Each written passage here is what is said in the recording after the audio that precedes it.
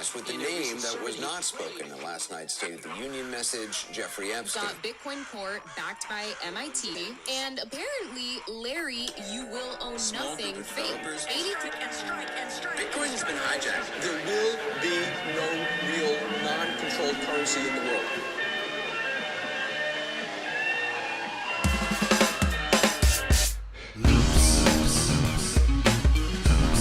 Bitcoin Cash on its path to global reserve currency.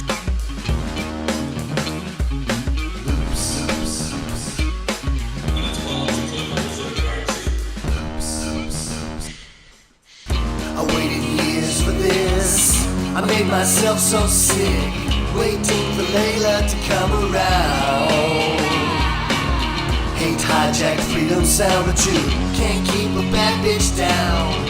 Layla's looping back into town.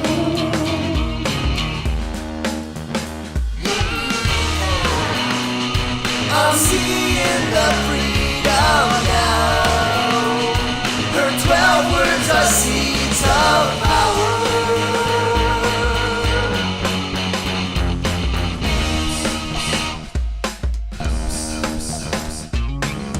Their toxic idols fly private jets in the bluest skies and watch us down below as we die.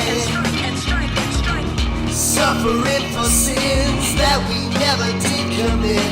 Turn around, pay your taxes to pedophiles. Fuck this. I'm seeing the freedom now. Her 12 words are seeds of power. They're coming from underground to uproot their world so sour. And let freedom ring. Let freedom ring. Yeah. Here comes Layla, ain't she cool? Look at how she moves. She ain't no Samuel Altman fool. She stomps on the face with the boots. Yeah, I saw the private car rolls in bank accounts too. But Layla's got the final puzzle piece. She's taking back money. In a separate email from Epstein sent to early Bitcoin developer Amir Turkey on April 19, 2014, Epstein told Turkey that he just had likely referring to. In the name of Jesus, we command all satanic pregnancies to miscarry right now. We declare that anything that's been conceived in satanic law. Sick of all their noise.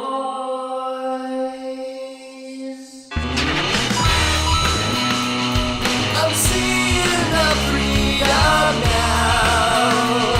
Her 12 words are seeds of power.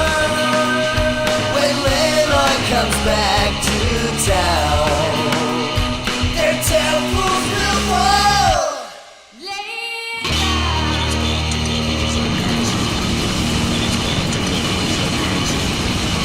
To global reserve currency. Jump in and start building on BCH today.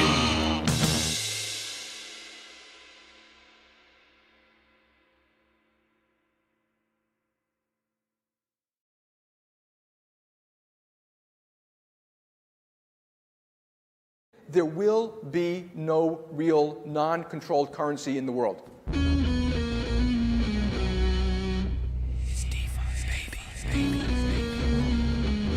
We're coming for you, banks.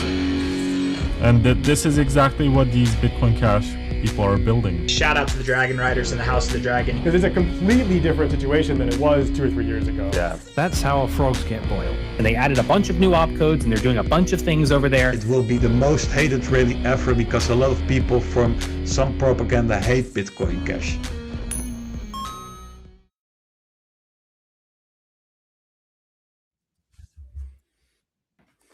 Hello and welcome back to the Bitcoin Cash podcast, following Bitcoin Cash on its rise to global reserve currency. This is episode number 180, Paryon USD launch and conference representation featuring Mathieu Geukens. Today is Saturday, the 9th of May, 2026. In the markets, BCH is at $450 and 17 cents, which is flat. One BTC sat buys 178.5 BCH sats, also flat. and 1 ETH buys 513 megasats also flat. Selene 30-day users at 644, and the Tokenaut TVL down a little at 10,305 BCH. Our guest today is a regular. I'm sure many listeners will have heard him on the show many times before, but he's constantly raising the bar in terms of his output for the BCH community with CashNice wallet, CashScript tooling and library, and now Paryon USD, among other projects. Mathieu, welcome back to the show. How you doing, man? Thank you. Yeah, doing well. Very excited to be on. And indeed, I'm happy to be on again. So I've been on a couple times, but a lot has happened since December. So I'm excited to talk about it and all the progress we made, including the launch. Do you think BCH is speeding up? Is that what it feels like? Like you said, December was, 5 months ago. It wasn't that long ago, but it kind of feels like it.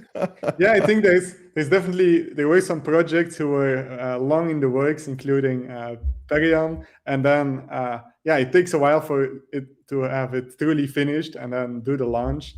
So I think that's why it feels that it's accelerating, but really these things take years of work. So but it's only real once it's out, of course. That's when the users and the investors, that's when the utility actually manifests, because before then it's just testing on a test network, and that doesn't create value in the real world. So yeah, obviously we have Bliss coming up as well. We will touch on that later, but I just want to give everyone a quick reminder to upgrade their nodes. You've got to be ready on v29.0.0 for BCH N, and for being there at Bliss as well too. So everybody can be prepared for that. I'm leaving to arrive on Tuesday, so I'll be there Wednesday and Thursday. If you're there early, come say hi to me, and if you're there on time, also come say hi to me. But I've got to remind everyone that I'm very likely not to recognize you unless we've met in person a few times. I do my best, but I am terrible at recognizing people from their screen names, or that I've only met one time before. But you're going to be there. You're going to be speaking. Got something big in the works for us there? So I'm happy to first give I guess similar to what I'll be doing today, give an overview of how the journey was of building Paryon USD, shipping it, and then of course leading up, also mentioning some of the challenges, things that other builders can learn, and then next also what things we still have in store and what our plans are, what we think are the important areas for us to focus on. And so that's what we want to talk about, and that would be on this, I think, the second talk on day one. And then after me, Richard will talk, and Richard is also part of the Paryon USD team, and so he will do a bit of a broader talk, I think, on tooling and infrastructure. But I won't spoil too much about what he's talking about. So day one will be quite Paryon USD packed, I think. Yeah, I'm just thinking back on that. I don't know that we ever got a sequel to the original talk you did about the state of the CashTokens ecosystem, right? I thought that might become a yearly recurring thing, checking in on the stats, how it's all going, but maybe somebody else is going to have to give that talk, or maybe we'd even need to just wait a couple more years and then have it be like CashTokens after 5 years or something like that. Because 5 years would be a good recap. That's a nice number. Yeah, I mean, in general, I think CashTokens has been just crushing it, basically, which when you go back in history was not preordained. I mean, I was very confident at the time, but it's always funny to think back to people who were doubting it, or oh, it's going to be another SLP token, it's not going to be that great, or after Smart BCH. But I feel like that part of the ecosystem has really proven itself, and I don't see anybody doubting or dismissing that at all, really, anymore. Yeah, I think part of it is also back then you needed to make theoretical arguments, or the difference between CashTokens and SLP. Someone could build an AMM DEX, or someone could build a decentralized stablecoin protocol. So it was all theoretical argument. It's but then now it's all real, right? People are shipping these things, and you can use the products. You can see them being announced and see them in the builder groups, people building the new IDs. So I like that the most, is that things going from ID. I think even the idea of a decentralized stablecoin was on that year one cash tokens in review. Was one of the last slides, like what will happen next, or what projects are we likely to see. Yeah, so I think that's also part of the reason why there's no vocal critics. I think, like, there's the people who like cash tokens and want to get involved, and then there's the people who just kind of ignore it and are not focused on BCH for the moment. So we need to convert, but I don't think there's any skeptics or critics that I know of, at least. Yeah, which is a pretty rare thing, but I think it's worth taking a moment to reflect on, just because so much of it is not actually anything to do with the tech at all, in terms of it's about trust, right? Because everybody's saying, oh, no, cash tokens is, well, some people, including me, say cash tokens is going to be good. Don't worry, it's going to work out. You know, then after it does work out, everybody who at the time was a bit hesitant can kind of be reassured, like, oh, wait, people did actually know what they were doing, right? And you just see across the crypto ecosystem this constant back and forth where some projects, some teams are promising these great upgrades are going to fix everything, and then the upgrades arrive and like nothing happens. So it's rare. yeah. I mean, there's a lot of examples, right? That's definitely topical at the moment that people are talking about that. So I don't really want to pick on them specifically, but just in general, right? You know, how do people build? Because for users that are not able to technically evaluate the specifics of each individual thing, which is a tiny fraction of people, right? To be technical enough and specifically specialized in blockchains to, you know, evaluate the projects on that merit, very difficult. But everybody else has to do it off kind of social heuristics combined with their own judgment. So I think it's just such a good sign for BCH that we promised and then delivered. And then that's also why the following upgrades have not been as controversial, or, I mean, there's been discussion obviously in the lead up to them, but I think people are feeling good about that. Yeah. Do you want to talk quickly about the Layla upgrade? Where does that fit into your worldview? Oh, well, so we were with CashCrypt, we were one of the few projects who actually had to prepare. And we, Jeremy, you and I, we talked about this in preparation for the Bliss hackathon. So we want to get some of the tooling ready. So specifically, CashCrypt allows you to create smart contracts and smart contract transactions. And so now with the Layla upgrades, we will have loops, so new opcodes to do loop operations. We also will have some of the limits tweaked, like the NFT commitment size will be expanded. There will be the new pay to script, that will be a new standardized output type. So that also we supported in CashCrypt. And then one thing we didn't get to yet with CashCrypt is the functions, so the reusable functions. So that's a more advanced thing that's on our roadmap for November. So definitely something we have been working on. And Roscoe will also be speaking at Bliss on everything related to CashCrypt, what we have done, how the Layla upgrades fits in, and then also what's still in the pipeline for later this year. Does any of that Layla stuff directly play into Paryon? I mean, you've launched ahead of the upgrade, so presumably it doesn't need any of those, but does it add anything, or is it going to impact a future version or an upgrade or something like that? Yeah, so funny enough, we had quite a few questions about this, because people say, people want you to use the latest and greatest, of course. But so we don't need it. There could be some small optimizations, but in the grand scheme of things, it would just be like transaction size and transaction fee improvements. So they wouldn't be too meaningful. One thing that it theoretically enables, because loops allow for extra flexibility, is that you can create more composable contracts. But so currently, that's also not a real immediate benefit.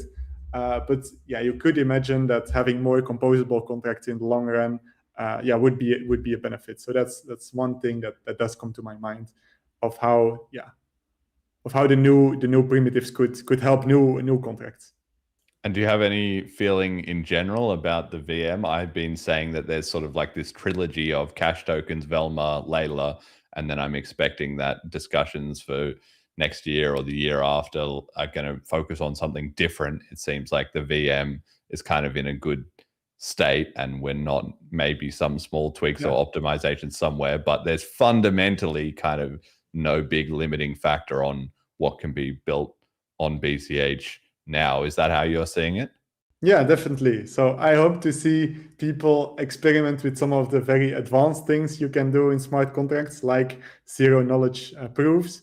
So for this, you definitely need functions and loops. So I think the new upgrade is what enables those advanced applications, including of course Jason Dreisner's quantum roots. So if you want to do new cryptography in smart contracts to enable new kinds of signature schemes, that's also a lot of an area with a lot of potential for research, not only for quantum but just generally. New cryptography always enables similar to Schnorr signatures, which are on the same curve but still enabled some new use cases. So I think that's one of the areas we will see innovation with the new Lelaya upgrade. Do you have any thoughts on quantum? I know you've been jumping in on the discussion a little bit here and there. How worried are you that we're all about to get wrecked by a quantum computer? Not for the immediate future. I'm not worried at all. But I do try to listen to both sides. For example, you shared a clip of the conference. I think, and there in Vegas, I think it was also discussed at the BTC conference, and there the skeptics came out stronger. They had at least I agreed with that assessment. But I'm going back and forth a bit, so I'm definitely no expert.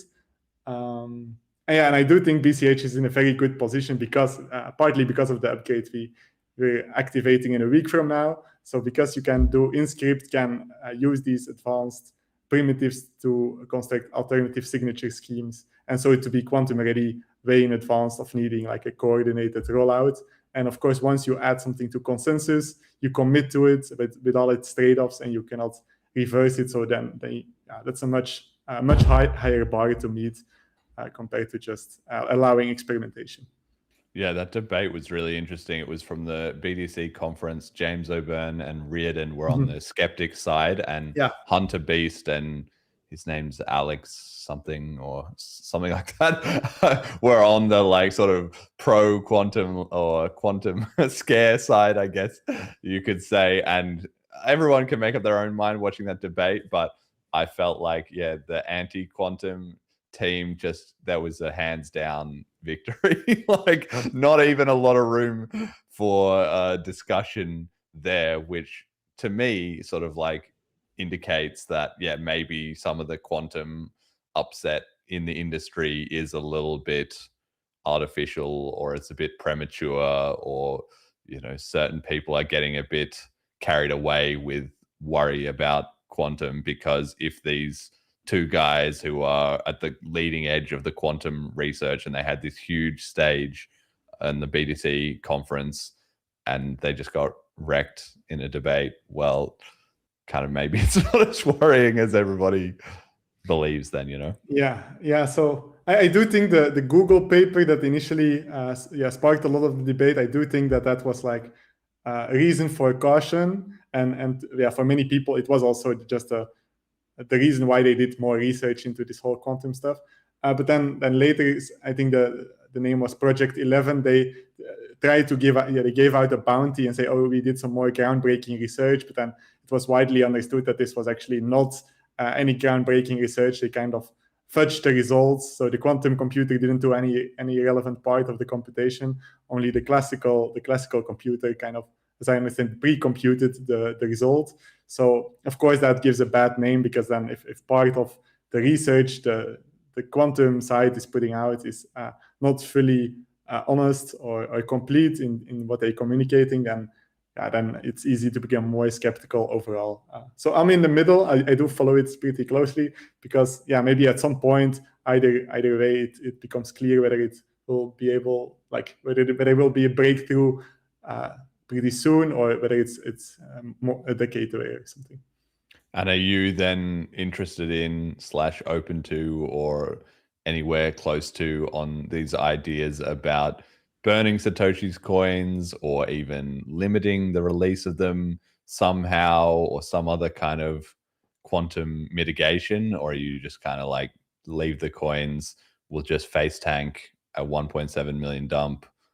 Even if that happens, like, it's not going to happen all at once, probably, property rights.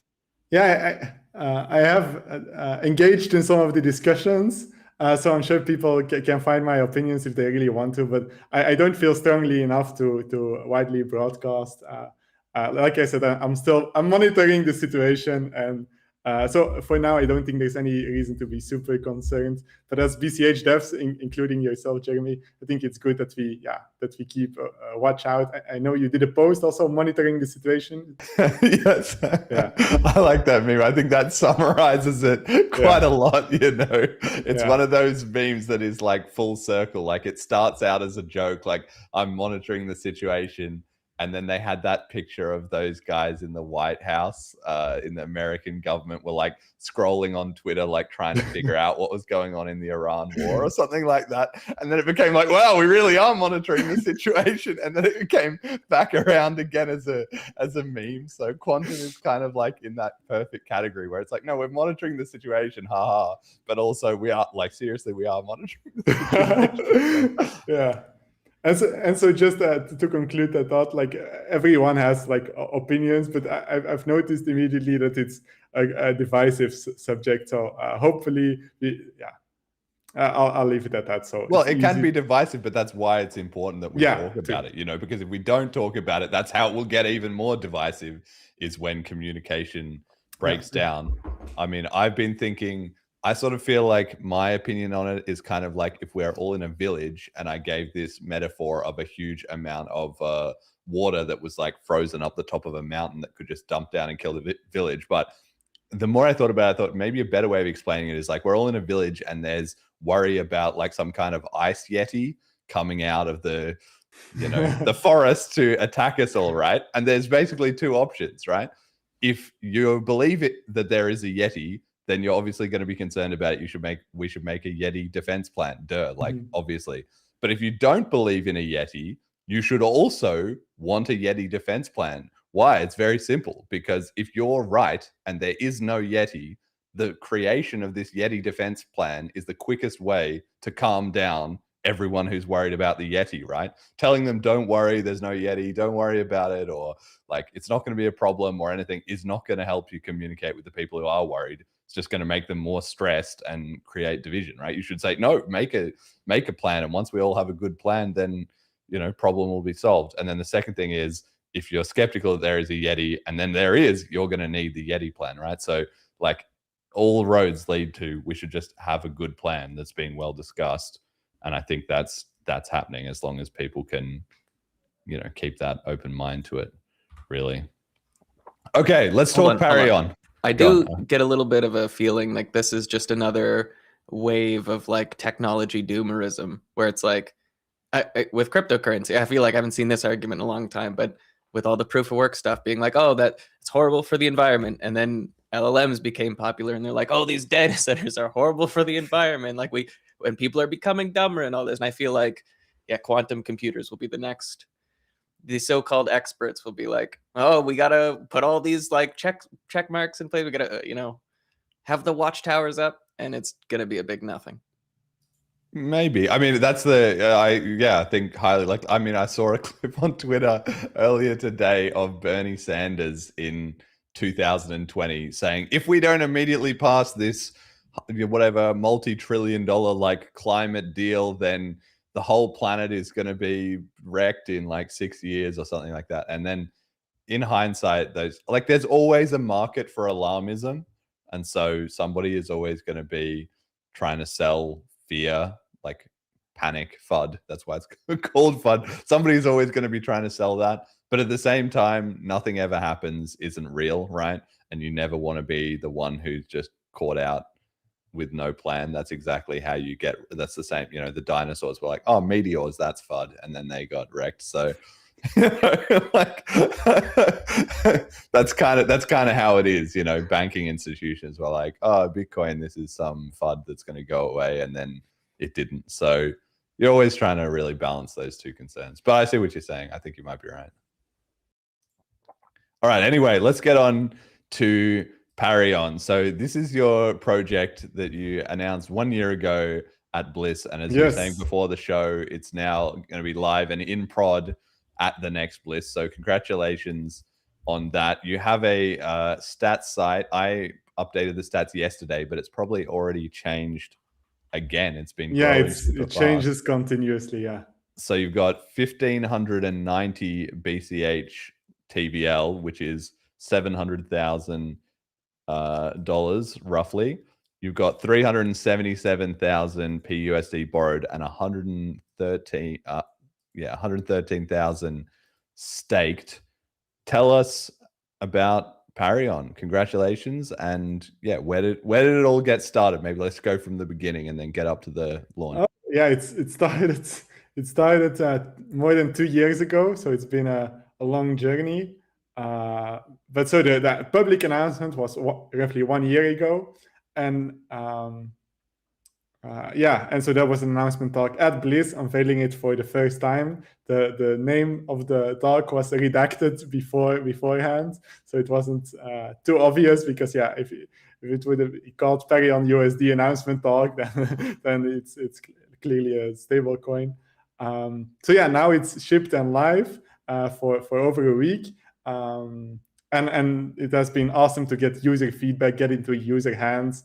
Especially, we wanted to get the UX very, very nice. So so that's we have done a lot of polish, and there were a lot of positive feedback for that. And also we made this stats dashboard that you referenced, so you can see live stats on all the current state of the protocol. So for example, here this is the protocol overview with daily snapshots of 3 things. So you can see the green, the pink, and the blue, which is respectively the BCH total value locked, the borrowed amount of ParyonUSD, and then lastly the staked amount of ParyonUSD. And also the green will always be higher than the pink and will be larger than the blue. So they grow together. And I think today was the first time, if you look at the live snapshots, that it's slightly the total value is slightly decreased, and that's because we enabled redemptions.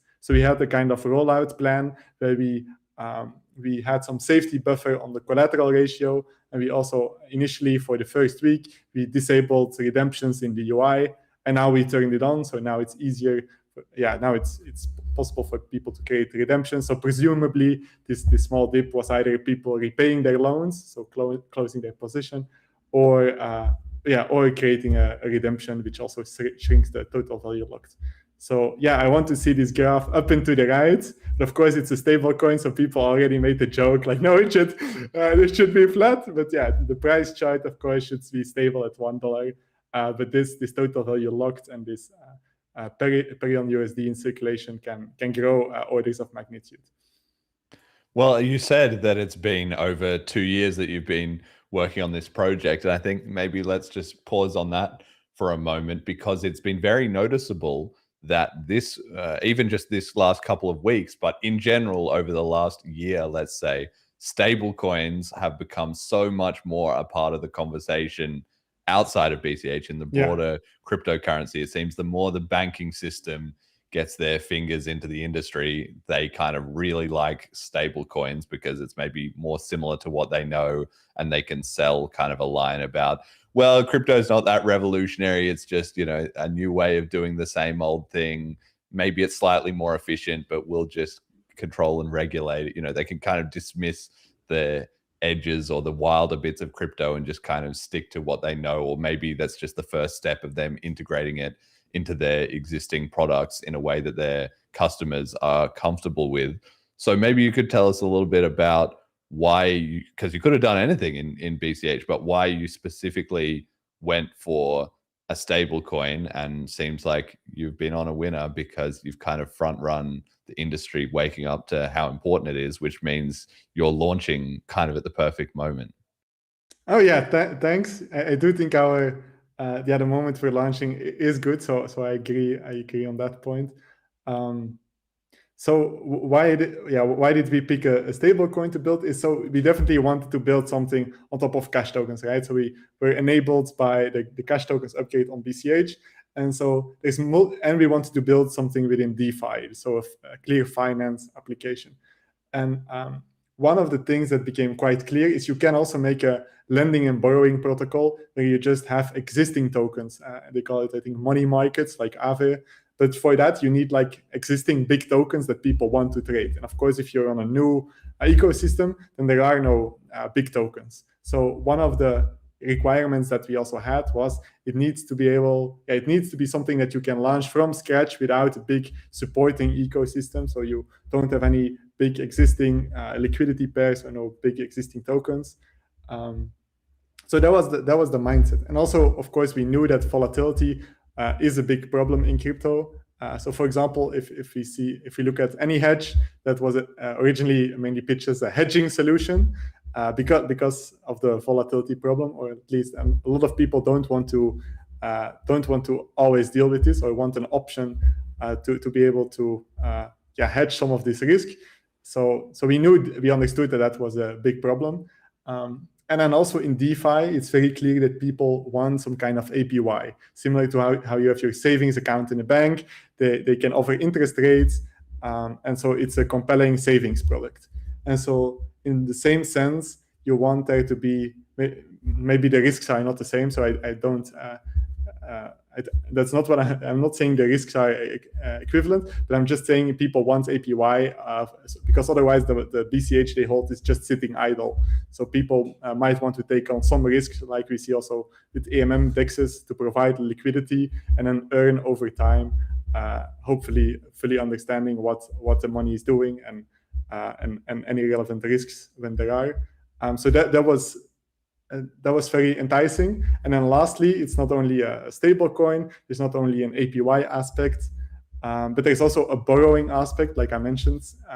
But you borrow not against an existing asset, but you kind of borrow against a newly created asset. So this is then the PUSD stable coin. So that was really the combination of factors, both the technical aspects, then the timing, and then also that the fact that it combines multiple of these DeFi primitives: borrowing, staking, and then stability or hedging against volatility. Yeah, and so it's based on the Liquidity V2 protocol, which is similar to Moria with MUSD, but it seems like even though you both have based it on that same design, you've kind of come out with slightly different implementations. I still don't fully understand the exact nuances of the differences there. Can you walk us through that and why Liquidity V2 is the popular model when there's tons of different ways to do stablecoins? Yeah, I definitely can. So the reason I've heard this now a few times, so maybe we should consider making like a comparison overview or something. But the reason we have not done so is because then you're just either just comparing two options, or you're really putting yourself in competition or comparison with something else. So then almost the goal seems to give green checks and red crosses or something, which is not something we want to do. So yeah, we explicitly modeled after Liquidity V2. And the reason we did is what was a breakthrough with them is kind of the market-driven interest rates. So interest rates is very important to the stability mechanism and also to the APY. So it plays a key role. Also, I think that mirrors the general economy. Interest rates are crucial for how money flows through the economy. And also in DeFi, so there will be a DeFi interest rate. And the nice thing about Liquidity V2 is that it thinks in these terms. It thinks about how do we make a DeFi native interest rate, like a going interest rate that's only based on the native asset, in this case Bitcoin Cash, and then the protocol on top, which issues the ParyonUSD. Yeah, so we try to be as close as possible, and we have a whole section on the documentation. There are differences, so with all the differences, and some of them are minor, so about limits, what's the minimum and maximum borrowing size, things like this. But also there's differences because the protocol was designed for EVM, and to make it work for UTXOs, you have to do some architectural changes. So yeah, so it's correct to say it's inspired or based based off on that idea, but it's it has important differences, and then I would refer people to the documentation. And so earlier stablecoins, decentralized stablecoins, because centralized stablecoins are just a whole other beast. For that, you mainly need good banking partnerships and licenses and connections higher up with the legislative branch and things like that. But for decentralized stablecoins, the first popular example was DAI, which has since been rebranded to the Sky stablecoin, but I'll still refer to it as DAI. And the protocol was called MakerDAO. And so DAI initially was single asset, so similar to how ParyonUSD is only single assets collateralized by Bitcoin Cash. And in the case of MakerDAO, that was, of course, Ethereum. But so what MakerDAO needed is they needed a sort of council that votes on whether to increase or lower interest rates. So it's kind of planned. It's not a bottom-up emergent system in the economic sense. It's more of there is a small committee of planners which top-down plan the interest rates. And so this has very important economic, negative consequence, I would say. So there's a lot of decisions that follow once you decide whether to do the interest rate market-driven versus committee decided. So I think, that was the first iteration. And so the interest rate being market-driven was the real breakthrough from the Liquidity V2 protocol. And then you've been on, obviously, a journey in terms of getting it ready for launch. You had a bit of a delay based on security reviews and audits, but it seems like everything seems to be running quite well now that it's live in production. So I guess that extra wait has been worthwhile, right? Rather than launching and discovering a problem. Can you tell us a little bit about the whole process of the launching? Did it take longer than you think? Was there more involved with the development than you expected? How did you come onto these security problems, and what advice can you give to people that are maybe also thinking about launching a BCH DeFi app? Yeah, so that's a lot of different questions in one. But so to give a general overview, we had 2 smart contract audits,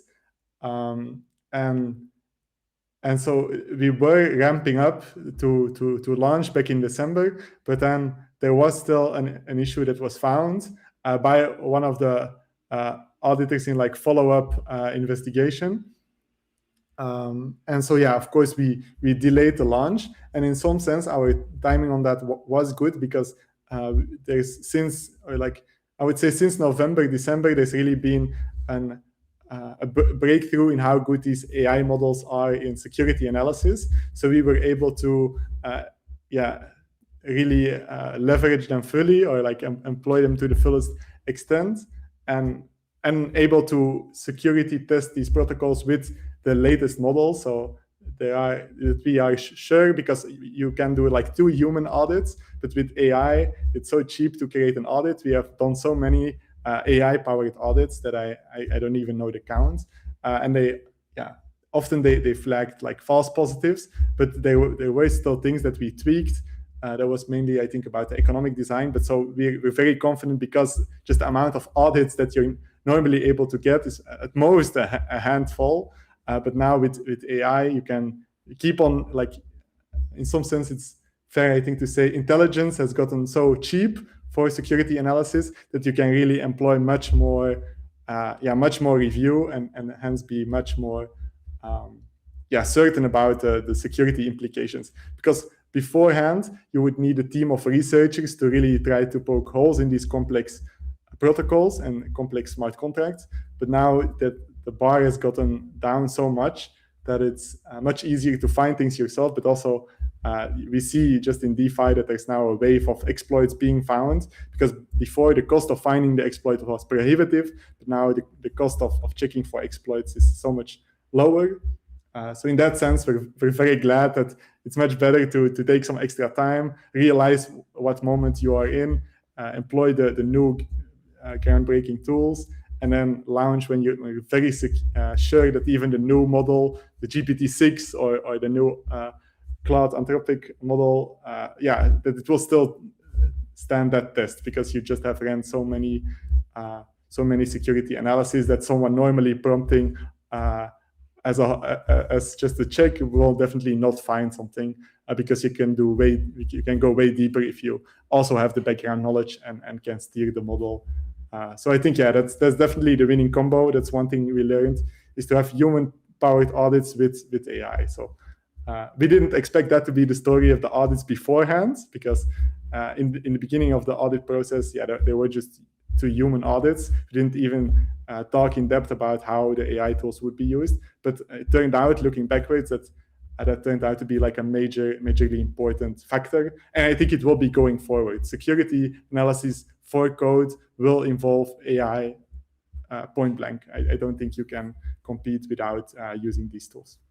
Is that an opportunity for BCH? Of course, we're always trying to look for ways to get ahead, and there's sort of a defensive version where we should obviously be doing good audits and so forth of projects that are launching on BCH to make sure that they're secure and we don't have as many. Some are going to be inevitable, that's just software, but we don't have as many big disasters or whatever as goes on in Ethereum and so forth. But it seems more even not only a defensive opportunity, but an offensive one, which is that the BCH community could become experts in doing this kind of security analysis and thereby get traction in other communities that came to look for that, specifically around UTXO's development, but maybe even just in general. Like, it seems like a great time for somebody to launch a UTXO DeFi analysis and review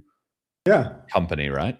Yeah, agreed, because just the productivity you get with AI is just so much higher that either you can compete on cost or on quality. But I think by either metric, if you really adopt these new tools, that you can outcompete people that are slow to adopt them.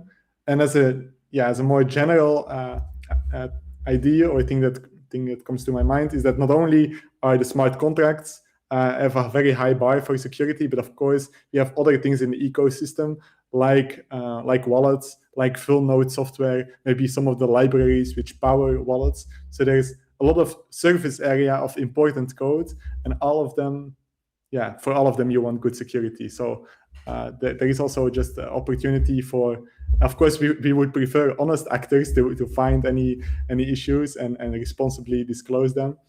So I think, but you can't guarantee that. You can't guarantee that. Yeah. Is that a concern at all? Like, I think it was FFmpeg, essentially, like, freaked out publicly on Twitter because Google, I think, was making a bunch of bug reports, being like, "Oh, we did these AI analysis and found these issues." And FFmpeg, as far as I understand, is just a volunteer thing. So they were like, "Listen, if you've got the time to make these bug reports, put in the fucking pull requests to fix them too." But they haven't had any of that. So there's a lot of hostility in the open source side. I'm wondering, is that something that you have had to deal with yet, or is that a concern for a future? So with CashCrypt, because that's the main open source project. With CashCrypt, we have gotten some extra workload just because people can much more easily create PRs, and then you want to acknowledge, you want to give some feedback, say, oh, maybe the idea is good or the idea is not good, and then check, is the code good, is the code not good? So there is definitely some extra work because the bar is lowered.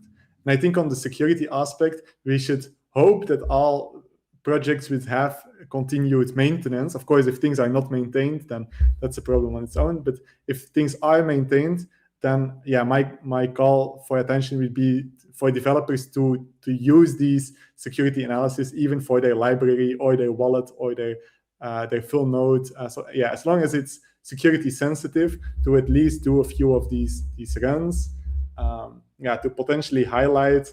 Because if the developer with these tools cannot easily find it with a few days of trying, then probably a normal person with these tools can also not find it. But if the developer hasn't tried, then it could be that this latest cloud model might trivially surface after a minute 10 or like half an hour of it spinning around, that it actually does surface some real issue.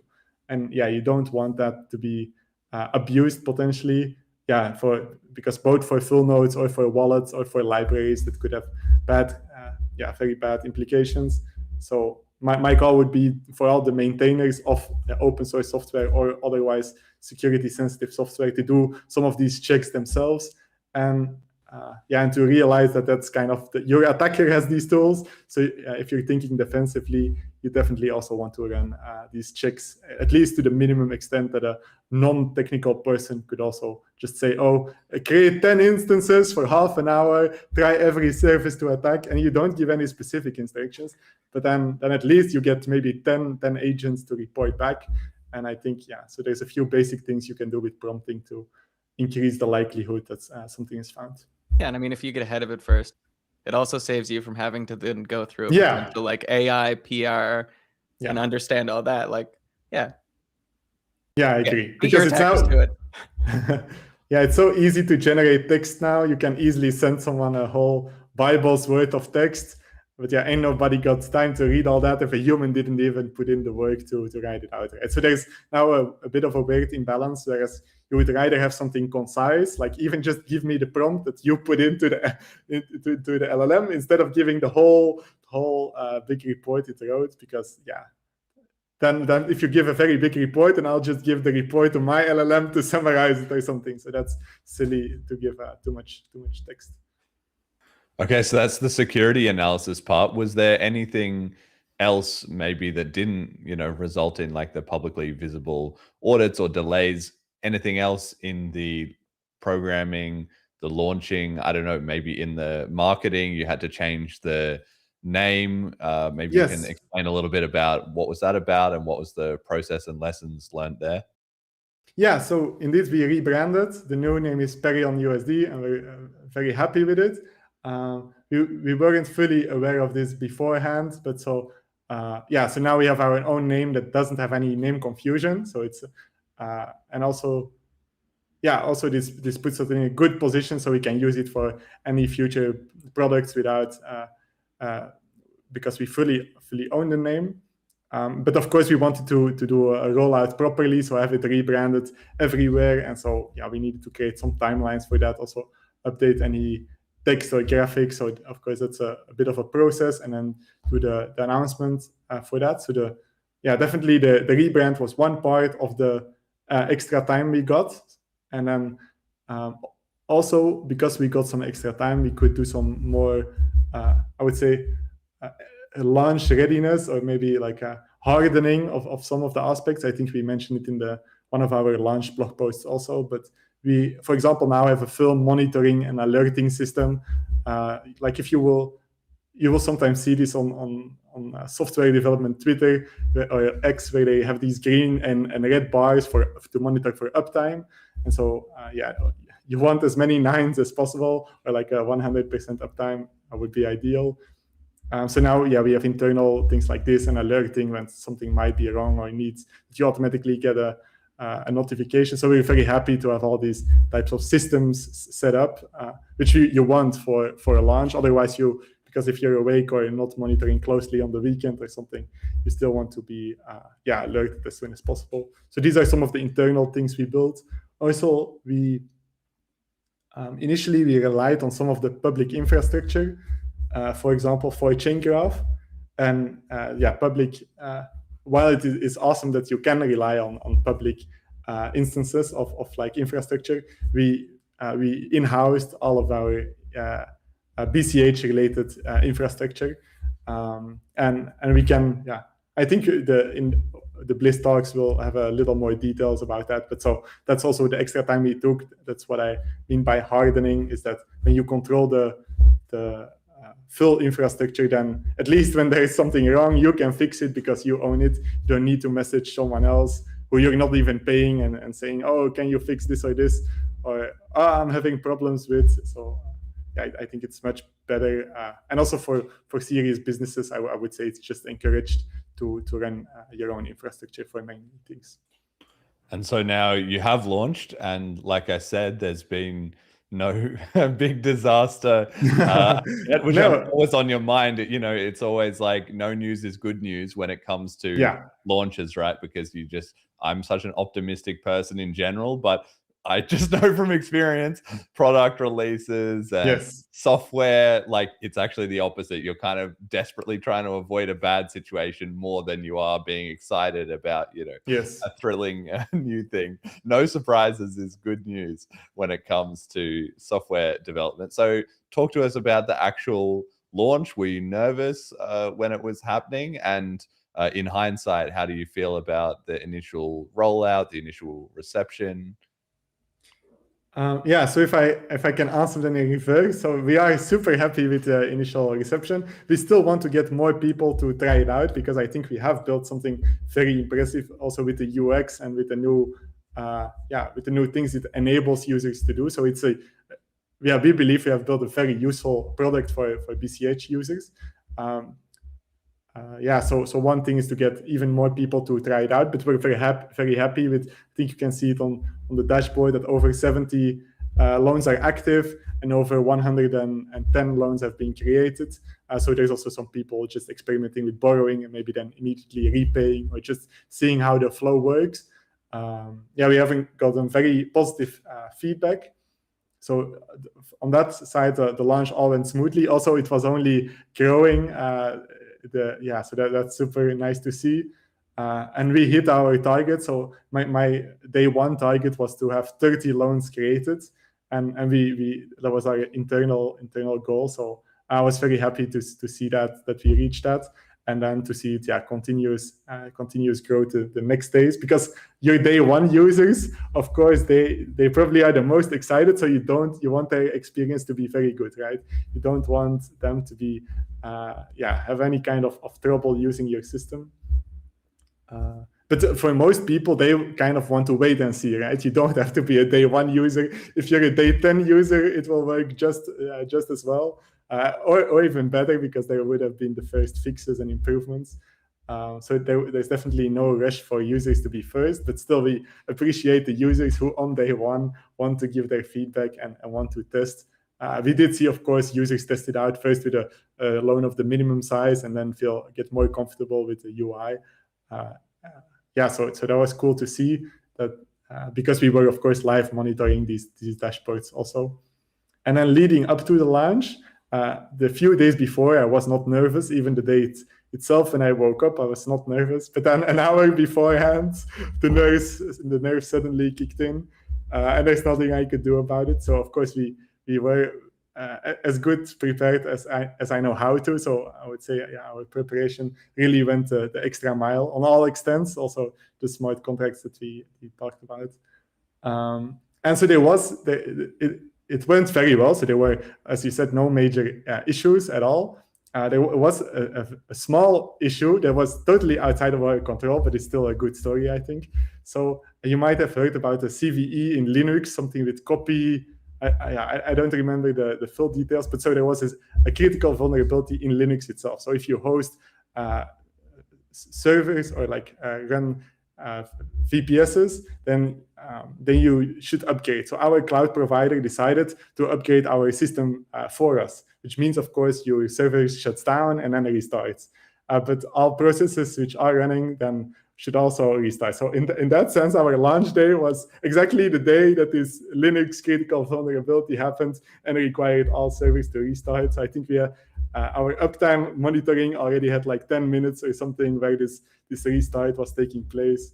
But that was the only thing that happened. And that also didn't cause the website to go down or the tab, but it did. There was some small functionality for what it does matter. So that's the one thing that did surface on launch day. You can never be fully prepared, I guess. That's right. You never can. Nothing tests software like the real world. It's not AI, not internal testing, not test suites with 100% coverage. No, that's not how it works. The real world always has a way of turning up something. But nevertheless, it's gone really well. You have a very impressive TVL for just a newly launched project. Can you explain a little bit about that? Like, what is your plan to grow the TVL? Is it mostly just sort of not a coincidence exactly, but did you have a strong plan with people, to initially test it and provide liquidity, or have you just kind of let it happen how the market responds? Talk to me about that. So our launch day was on April 30th. So you can see that this graph started somewhat earlier. So we did have like an initial liquidity provision. Before we fully opened it. So just a few days before we opened it publicly. So that's one thing we did too. So that from that bar you can kind of guesstimate what see the initial coordination we did to have some liquidity on launch day. Then our plans to grow it long term. We have many ideas. And indeed, for a stablecoin, one of the most important things is that a whale will ask, like, how much value can I actually convert to this without maybe having to do a loan or something? I just want to convert my BCH. Maybe I think the price will be going down for a period, so I want to hedge and have in a dollar stable asset. So we do think liquidity is super important, or like the circulating supply is very important. In some sense, the TVL metric is less important for people who want to use the stable coin than the amount circulating. So here, it went up to 450 Paryon USD in circulation. And so I think we a nice round number would be 1 million as a target for I won't name any dates, but like as a next target, that would be definitely a milestone. And go ahead. I guess I'm just trying to get a sense of, like you said, I'm sure you would have had some initial plans to kick things off, but then just the same as with the testing, you never know until you put it out there in the real world. So like, do you feel you have a good sense, not only from the numbers of the TVL of the protocol itself, but also like your response on social media or feedback that you're getting from users or information, from whales or behind the scenes? You have a good sense of how much it's going to grow? Or do you wake up every day and just see, what's the TVL today? Wow, like I wasn't expecting that much traction. Well, it was the first few days. It was really just checking the TVL ourselves and seeing the results. A few things we did know in advance. So of course, ParyonUSD is not integrated everywhere yet. So while it is immediately useful as a stable currency, we expected that the first people who would use it would probably do staking. So both staking in the ParyonUSD stability pool, but then also staking on Cauldron, so to create a pool, the AMM DEX with both assets, so both the BCH and the PUSD. And we did see that, I think, both of these staking methods combined are over 60% or something. I don't know the exact numbers, but over 60% of all the ParyonUSD is locked in these two staking methods. And then one thing that was also clear from initial users is that there was quite a lot of demand for leveraging up on their BCH, because you cannot buy things directly. Currently, there's no token-to-token pairs, so you cannot buy many things with ParyonUSD. So what people want to do is they start with BCH, create a loan, they get a ParyonUSD, but then get BCH back so they can they lever up. And so the first thing quite a few users did, well, of course it's totally valid, is to create a loan, get the ParyonUSD, go to the Cauldron DEX and sell it there. So there was already some selling pressure, but then other people saw this and started buying on Cauldron. So there was a lot of Cauldron activity. With I think you can see this by the amount of trades and by the APY. At some point I saw that it said if this continues, there's 90% APY or something. I don't know how they calculated, but I thought that was funny because it's such a high number, and I think it's because of the high volume. That's at least my understanding. So that we see a lot of people do is to borrow, then use it at Cauldron. So really the Cauldron integration, I think, turned out to be one of the important factors of the first week or 10 days of the protocol being live, that people could actually trade it on the DEX, and that integration was nice. Also, when there was like a bug or something in the chart of Cauldron, people immediately noticed and started posting in the group, like, oh, this is weird. It posted at midnight or something. The price was $600, but it was like a weird data bug. But people were monitoring the chart very carefully because, of course, it's always in a tight band when it's being arbitraged around $1. But yeah, except for so people were looking at that a lot.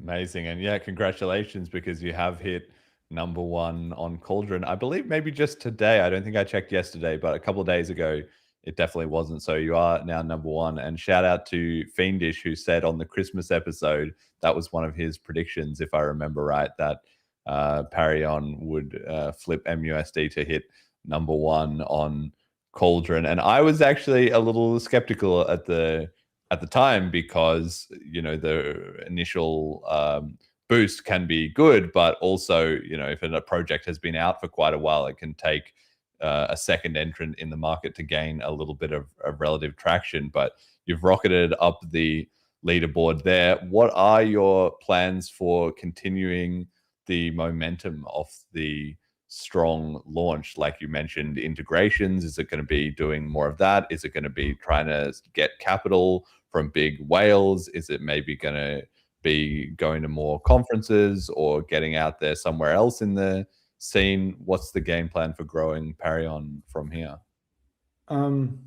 Yeah, I think that the initial thing that's on our mind now with the feedback is, of course, we want to address the feedback, right? So we now have a lot of user input where before you launch, it's only the team, and if you looked at it for so long, maybe you cannot see the flaws in it anymore. So yeah, we're very happily taking and noting all feedback and making those improvements. So some things we already have gotten to, the low-hanging fruit. Some things are for the next weeks. And for example, a thing that's been already requested by multiple users who want to do more of the APY comparisons is they want to see very detailed how much they are earning, for example, per day, and see like charts of this and APY estimates, and then maybe, why are you estimating in this way? I maybe want multiple ways to look at either historical trends or just based on the current loans or something. So there's multiple ways to do the APY. So I think one thing is just representing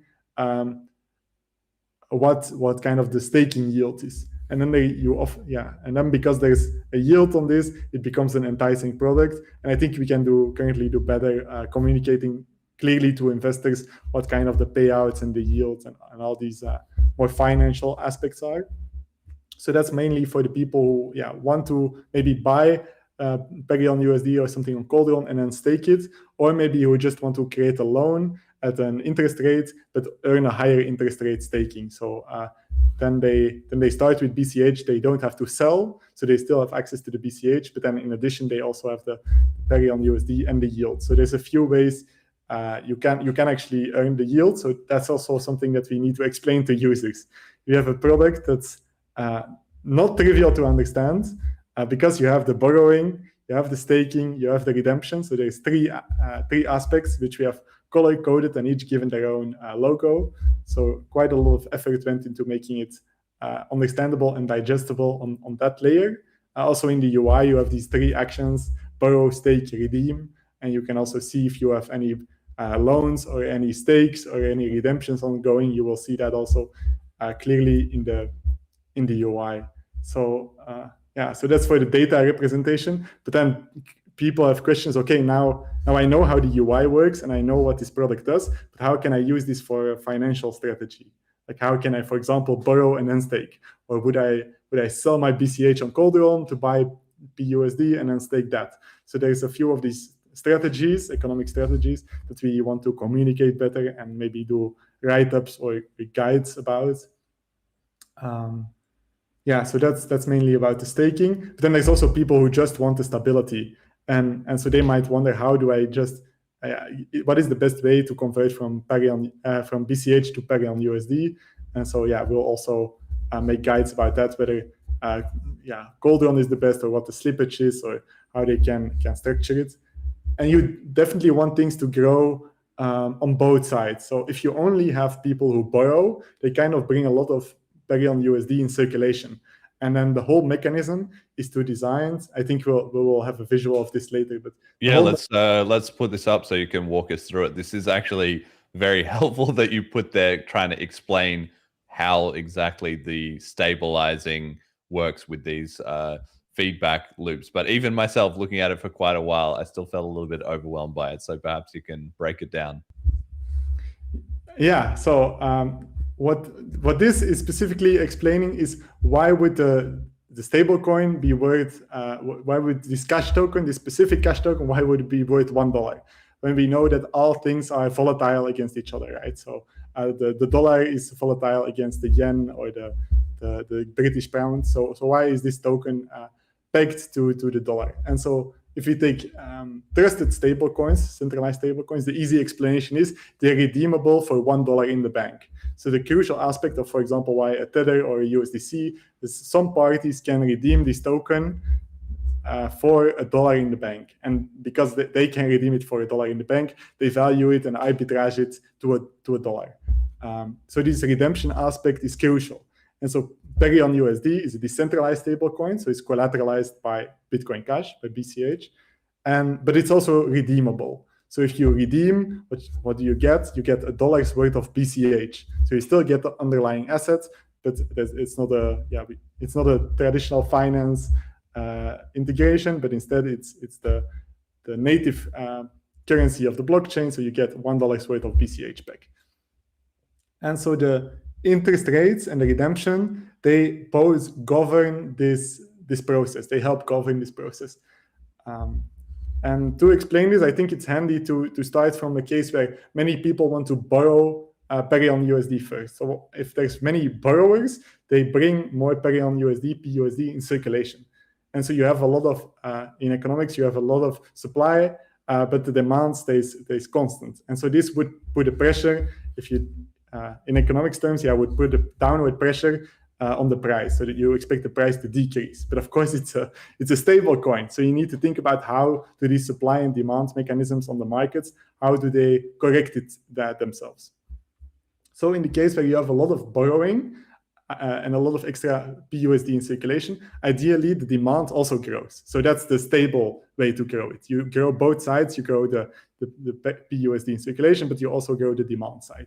So that's the sustainable way to grow it. But of course, it's markets and people may buy or sell whenever they want.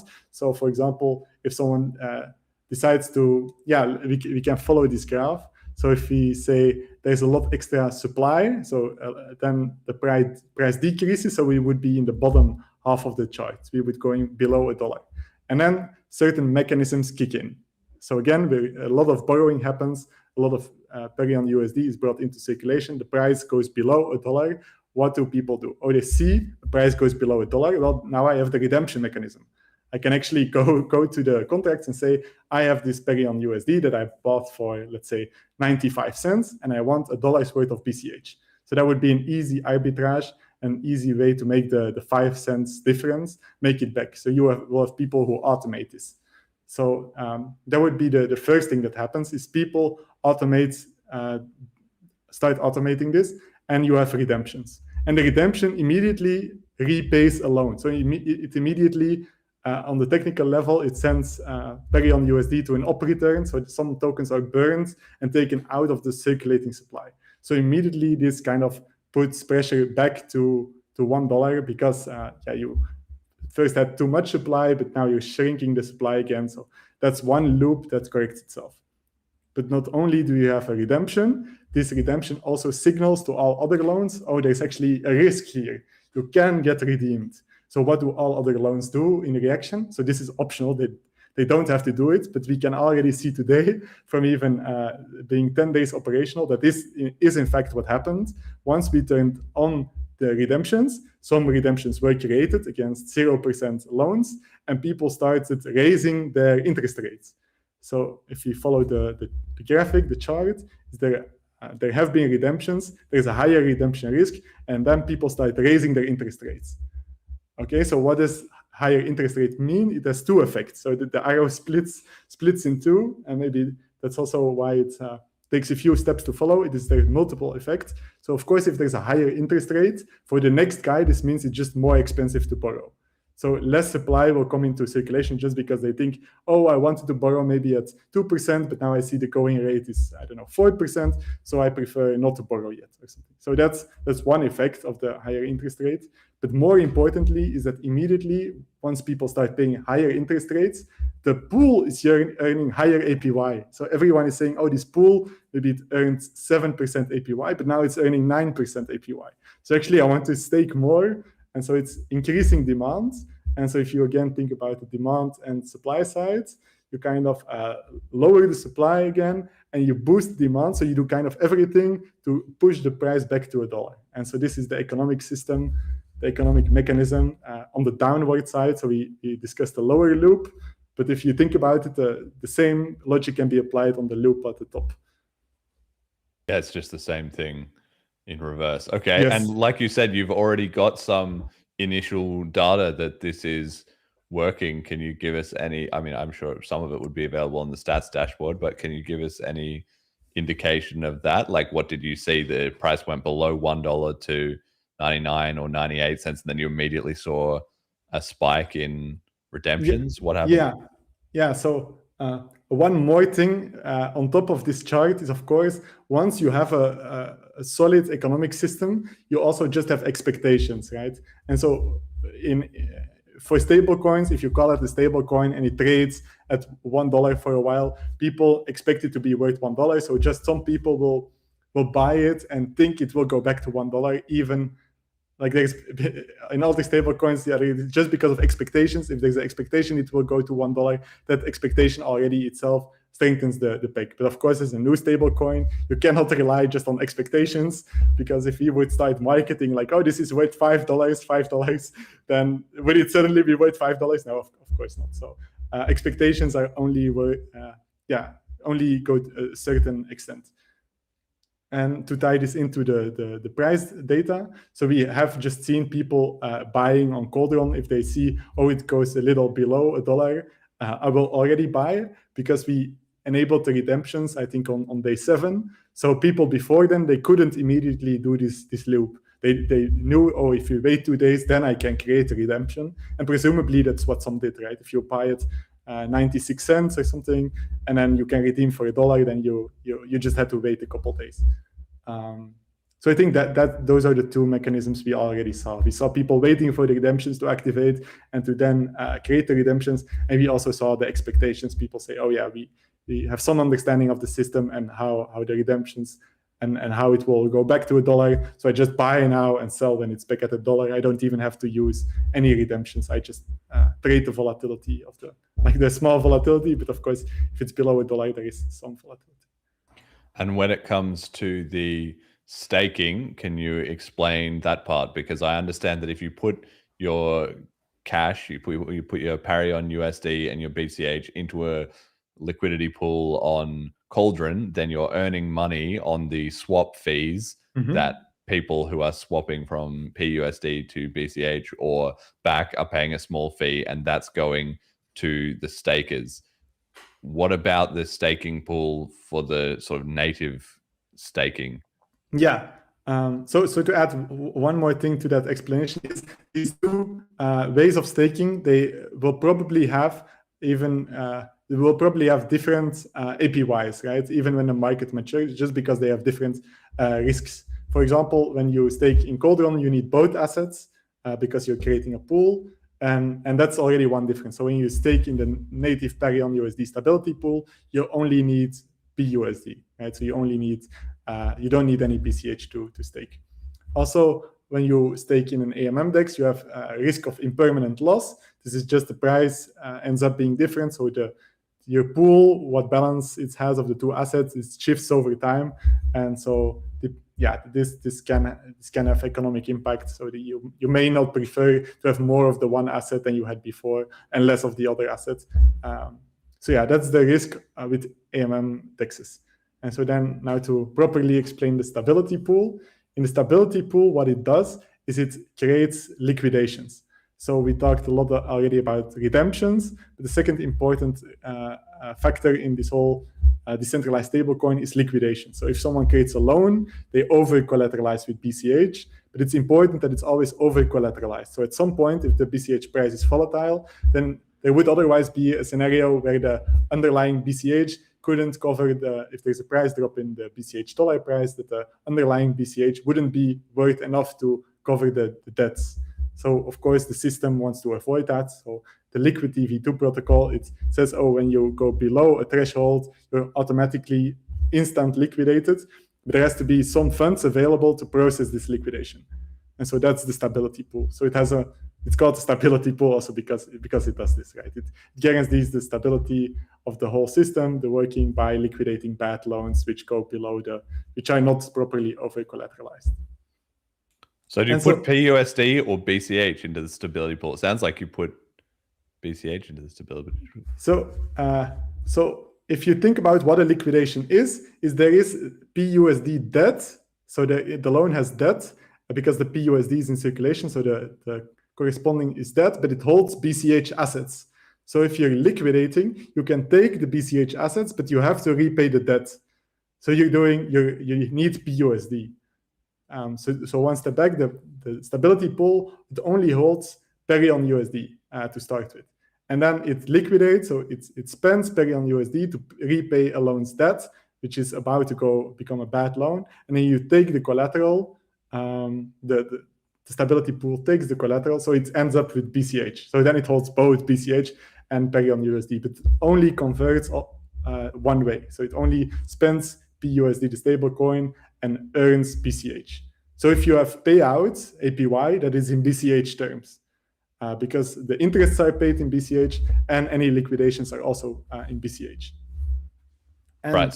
So where do people make an APY on the pool then? So the APY comes from the interest payments.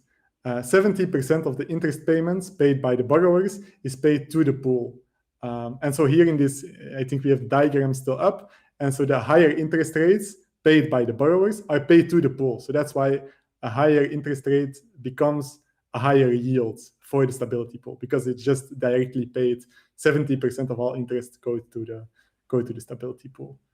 And then people can make that money if they pull their stake out of the stability pool. They also, just like an LP on a DEX, right? Yeah. They get their share of those interest rates. Yeah, so you don't even need to unstake. So we have a system we call it epochs. So that's just the equivalent of 10 days, but it's measured in blocks. So every 10 days there's a payout by the stability pool, and this payout you need to claim it. So let's say you have staked for 1 month. Let's say 4 weeks. Then you will have but it counts in 10 days. So there will be 3 payouts because of 30 days. So there will be 3 payouts waiting for you to claim. And these are BCH payouts. So you earn your APY in BCH, and you would see them, of course, in the UI. So it would be very, very easy to claim. But so they're not automatically going to your wallet. And we have some ideas. So that's, if you ask what's on the roadmap, we have some ideas for how to further improve that. But so currently, every 10 days, all stakers will be able to claim or get their BCH payouts. And the risk, because I mentioned the risk on the impermanent loss side for Cauldron, but the risk here is you put in ParyonUSD. So let's say you have 10,000 ParyonUSD, but some portion, like the stability pool, spends 10% of its funds on liquidations. So then 10% of the ParyonUSD in the pool is converted to BCH. So you receive your normal interest payments in BCH, but if you want to withdraw afterwards, you would only be able to not withdraw 10,000, but 5% less. So you would have the same percentage that I just said. You would the same amount of funds that the stability pool spent, the same percentage you would be reduced by, but you get compensated by BCH. So you don't lose in dollar terms, but you are converting assets. So that's the risk. If there's a lot of stability, a lot of liquidations by the stability pool, you get converted from your stable assets to partially BCH. And so you get a mix back. You get mostly your staked assets, but then the compensating liquidation BCH. Did I do a good job here? Yes. Well, okay. I'm still silent because there's still some, because if the BCH price is crashing, right? Yeah. And like you said, there's been a lot of liquidations. Then at the time that you come back, you're trying to redeem your 10,000, and let's say you get back 9,000, and then you would get back some BCH as well. But the BCH wouldn't necessarily still be also that's worth the risk. 1,000 PUSD that's because the the BCH price risk. has gone down. Right. Okay. Yeah, you put the risk well. So you would have volatility risk on the BCH. So it kind of depends. Did the liquidation happen at the bottom of the candle or at the top of the candle? Right. So if you have a downward candle, if it happens in the beginning and it crashes further, then you would take on that volatility risk. So you actually took the bad BCH price. But if it happens at the bottom of the candle, so which sometimes often happens with liquidations, is there at the very bottom, then you would likely have upside afterwards or something. Yeah. So you take on volatility risk. And that also depends a little bit on not only when the liquidation happens, but when you notice. Obviously, the time the liquidation happens is when it happens, but you're not paying attention to your PUSD. You're asleep. You check in a week, and then you're kind of like, oh, wow, the price is pumped or it's fallen or whatever. I thought I was in PUSD, but I'm not. I was in BCH. Yeah. So that's the risk. So it's not so important for me to say it's not a savings account in that it's risk free. It's not risk free. So it also has a better APY just because you're taking on risk. But for some people, they understand that this is the risk they're taking, and they understand that how much they expect to be processed in liquidations and how big this volatility risk is. So if the APY more than compensates this risk, then it's a good deal. So that this whole stability pool and the redemption mechanism. So the things I spent a lot of time talking about are also the important things that are different from Moria. So you asked earlier what's different. So these are a complex mechanisms, but so they're different. And so this is how it works in ParyonUSD. And you said 70% of the interest payments, which comes from people taking out the loans to get parity in the first place, are going to the stability pool. Where's the other 30% go? Is that how you make money? Yeah, it's going to the team. So it's the protocol fee. Yeah. Right. Okay. Excellent. And between all of this, it sounds like there's a lot of transactions happening. You have to do the parity to take out a parity loan. You have to make a transaction. In order to do a redemption, you have to make a transaction. In order to put it into the stability pool, you have to do a transaction. In order to do a liquidation, there's transactions. In order to pick up your funds after the liquidation, there's presumably a transaction in there. And that's all just system transactions, let alone people, I need to pay you, so I'm going to pay you some parity USD or ParyonUSD, right? So that's like a lot of transactions. Yeah, the goal is definitely that you can see it in the transaction count. So one of the things people immediately noticed, it was Bitcoin Cash Artist, so he's also monitoring every transaction on the blockchain maybe. But so he noticed that there was a contract making regular transactions each 10-minute interval. And so we have a price contract, of course, which needs to inform the other contracts of what the current price is. And it uses the general protocols Oracle for these signed price messages. And so, but it makes a transaction every 10 minutes. And we don't have one UTXO on that address. So it's not like a bottleneck, but we have multiple 5 UTXOs deployed on that address. So every 10 minutes, you will see 5 transactions, keeping the price in synchronized of what the Oracle messages that are being produced. So just from that alone, you already have like a steady heartbeat. And then there's all these other system transactions that you just described. That's amazing. I'm really interested to see how that plays out. And it's something that the BCH community needs to do a better job of, honestly, which is that for the last several years, despite BCH improving on a lot of fronts, right? We've improved tons in terms of our promotion, in terms of our protocol, in terms of the tooling, in terms of the wallets, now in terms of the DeFi, like everything is getting better. But so far, we still haven't seen a large sustainable uptick on the actual blockchain in result of all of this work. But now that people are getting around to delivering these more advanced apps, the more that grows, the more it will flow through to transactions, right? That's the concept. Agreed.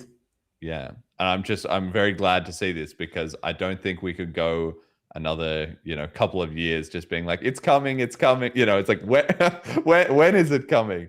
But I agree. This is surely when we're going to. And also one extra thing is that we can already see on many of these more mature DeFi ecosystems is it opens so much automated trading, right? So you have these arbitrage opportunities that will be automated, but once you have more than 2 dexes, or these dexes can be automated, or once you have more than one stable coin, right? So you have 2 stable coins, you can start arbitraging between those 2. So just the fact of the economic arbitrage, the automated trading, I think it just needs to cover the transaction fee for it to be economical, right? So as soon as there is a difference between 2 prices somewhere, and there's an automated bot watching, as soon as it can cover the transaction fee, it will make the trade, even if it's to make like a half of a cent or something. Yeah. Yeah, it should be really nice to see the transaction volume growing over time. And that was actually one of the interesting things that I also noticed, like you mentioned, that when Paryon was listed, it also built up more volume on Cauldron, not just for Paryon, but for other pairs as well too, because people went to Cauldron to trade it and see it there and so forth. And then they thought, oh, well, maybe I'll also just buy some of this other token, attention breeds activity, right? So it's actually really cool to see the network effect of BCH projects starting to kick in like that. And it's going to be easier and easier for people who are launching a BCH DeFi project this year or next year. They're going to have more and more of that infrastructure all the time. So maybe you can give me an update on where you're feeling about that, but also just about the infrastructure. I know you've done the work with Paryon, with Selene. We've made some tweaks and updates so that that would work smoothly. You've been rolling out upgrades to CashTokens. We now have the ecosystem starting to switch over to like Wizard Connect instead of Wallet Connect. There's tons of work going on there, and Paryon is driving part of that. Wondering if you could speak to some of that work. Yeah, so definitely you want your wallets to be compatible with your dApp. And so currently all CashTokens wallets also have a way to connect. And that might not always be true. So if we expand the number of wallets which have CashTokens, then there might be difference. But so for now, all wallets also have a way to do Wallet Connect. So we definitely supported Wallet Connect, and then Wizard Connect came up. And the big improvement from Wizard Connect is that it supports HD wallets in a better way. So Wallet Connect, the way it's designed by PAT specification, is you connect a single address, which made the specification much easier and had some advantages. But of course, if all the important wallets were HD wallets, with the exception originally of CashTokens, which originally only was single address, but now also has HD wallet support. But then suddenly users need to know on which funds they have on which address.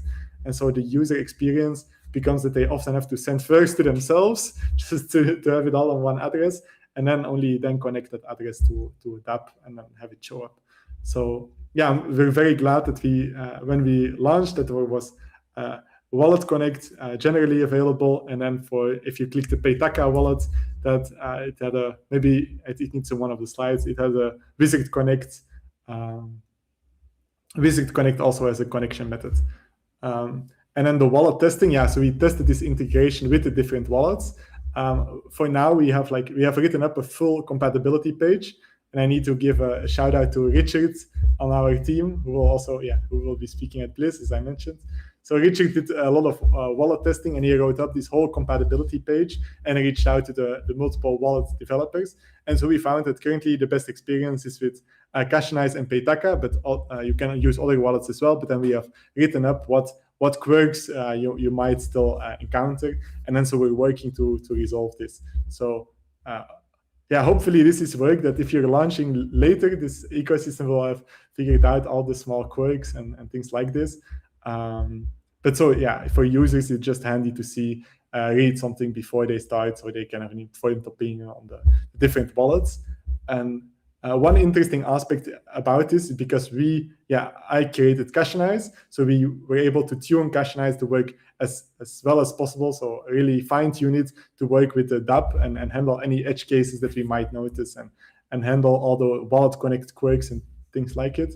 But of course, if you have one wallet, not everyone will switch to the one wallet. So you want your users on all wallets to be able to have a good user experience, or at least all wallets which have some way to connect, because we didn't want to have a built-in web wallet. we want to kind of break that standard and move beyond that, because then you're just sending funds to our website, and you shouldn't necessarily trust all DApp websites to handle your funds. Whereas with Wallet Connect and Wizard Connect, you get an explicit pop-up on your wallet you already trust, and you can review it. So none of the actions you do on the DApp can ever spend your funds. The thing it will do, it will request something to your wallet, and then you can take your time to review it. So you should never be worried that clicking a button will spend your money somehow. The most it can do is give you a notification on your phone or on your second browser tab with where your wallet is, and that will ask you, we got a signing request or a transaction request. Can you review this, and then either confirm or cancel the procedure. So yeah, I like this flow, because then it's clear what permissions the DApp has versus the wallet. Never, if you click any button, will a transaction be created from your wallet or something. It will always be in your wallet that you approve this. So yeah, we're happy with that flow, but still need to work out the last quirks on the compatibility.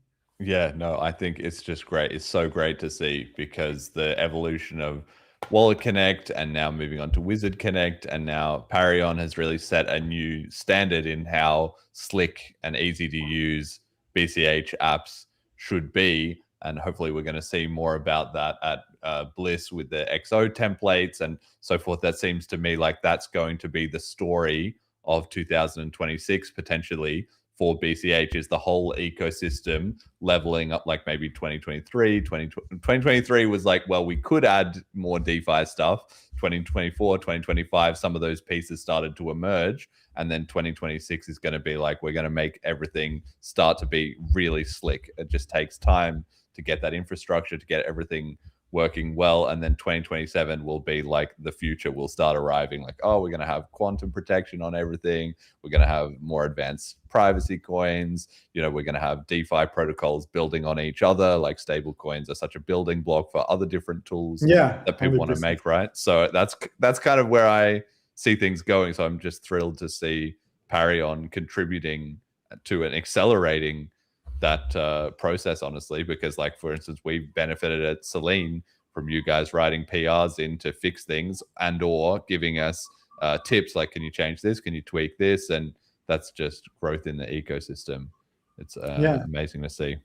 Yeah, so thank you for saying we raised the bar. That's really music. I will forward the compliment to the team, because a lot of hard work went into it. So thanks for appreciating it.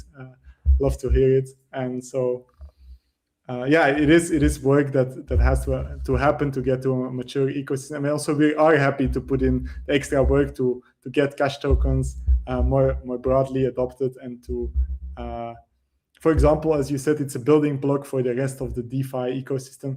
So we would be very happy to work with more and more people to integrate this, be it a stablecoin mode like in Selene, or some other way to integrate it in, for example, another market to have a token-to-token pairs, or some other way where it would be handy to have a stable currency for DeFi use.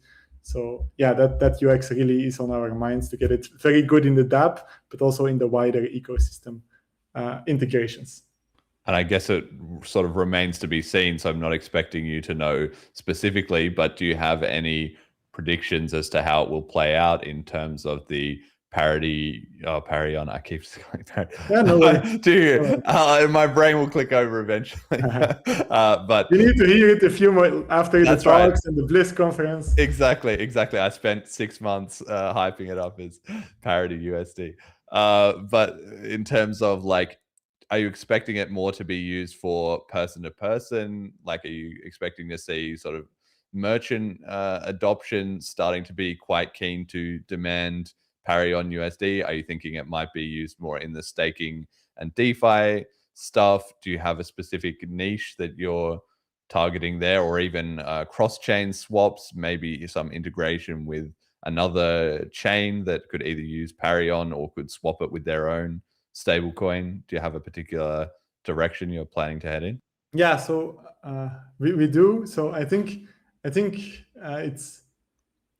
it will be mainly the currency of BCH DeFi, and So to power integrations with for example, other borrowing and lending or prediction markets or other things where you want like a different currency that is stable in value. And also token to token pairs would be so valuable because there would be general technology that we can leverage, but then other token pairs can also leverage it, so it would not be fully custom.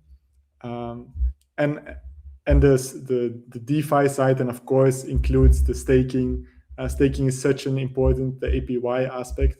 People can earn on their BCH because there's just a lot of whales who have this idle capital that's not doing really anything useful. Like, of course, they have it on demand. So the use is that they have high liquidity. They can always sell it and always use it. But if they know, like, I'm not touching that stack for another year, it's my cold storage or whatever, like there's plenty of that. And then it's capital that is not actively doing anything economical. And I think activating at least part of this capital that could be locked up for a staking period and considerate of some of the risks, I think they would be very happy to earn these APY and some yields. So I think that those are two things that we should really focus on. And as a final thing, just to grow the protocol in tandem, both sides, so to not focus only on getting as much supply in circulation in a quick time, because that can put things out of balance, and also not only focus on increasing demand, because the supply will follow, but it's better if it's I think thought about, or you of course cannot plan these things exactly, but you can guide them and say, for example, hey community, it would be good to get some more arbitrage going, or we noticed that actually the price has been, I don't know, often above $1, so now it's actually quite cheap to borrow, and things like this, communication and encouragement, but also for the capital we have access to, we can for sure make sure that the growth curve is quite smooth. So those are the things that are on my mind for the future. And do you have any plans for, this is something that I'm just so excited to see. The ecosystem hasn't got there yet, but we only kind of need to get over this hurdle one time.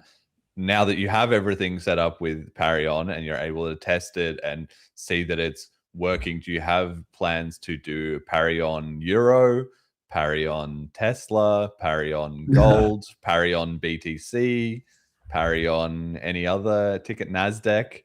You know, what's the potential for that to happen? So we definitely don't want to rush into anything else. So we also have not announced to be doing anything else. We first want to do one thing and do it well. And US dollar markets have such deep liquidity and higher demand for US dollar stability that I think we are orders of magnitude away from, it would almost be a distraction to try to focus too early on, for example, tokenizing stocks or something like this, because it's not exactly the same, and then you also have only one stock. So then if you want to think about stocks, you would probably want to take the framing of to tokenize the whole NASDAQ or something. You want to take a little wider framing, because once you tokenize the Tesla stock, then people will ask, oh, why not the upcoming SpaceX stock, or the Amazon stock, or the Google stock.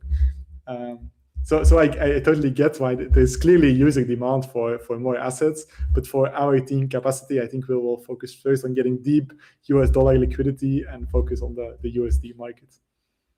All right, okay. I feel like that's a bit of a shame. I would just, like you said, I'm just so excited for BCH apps because even just we're in the age now of everyone with their like Robinhood app and stuff. Like anybody under the age of 40 probably doesn't think about buying stocks or investing in finance or anything as like going to their web browser and logging on to you used to have these like brokerage accounts with terrible UIs and stuff like that. And that still exists, and older people I'm sure are still using them and stuff. But when I am out and about talking to people about cryptocurrency and stuff, to the extent that cryptocurrency is an investment for them, that's kind of how they see it, as being, more like they might be dabbling in some stocks or some real estate trusts or something, and then maybe they have a little bit of crypto. And so the more that BCH can facilitate that, and you can show them, look, we have all this stuff as well, but also with the benefits of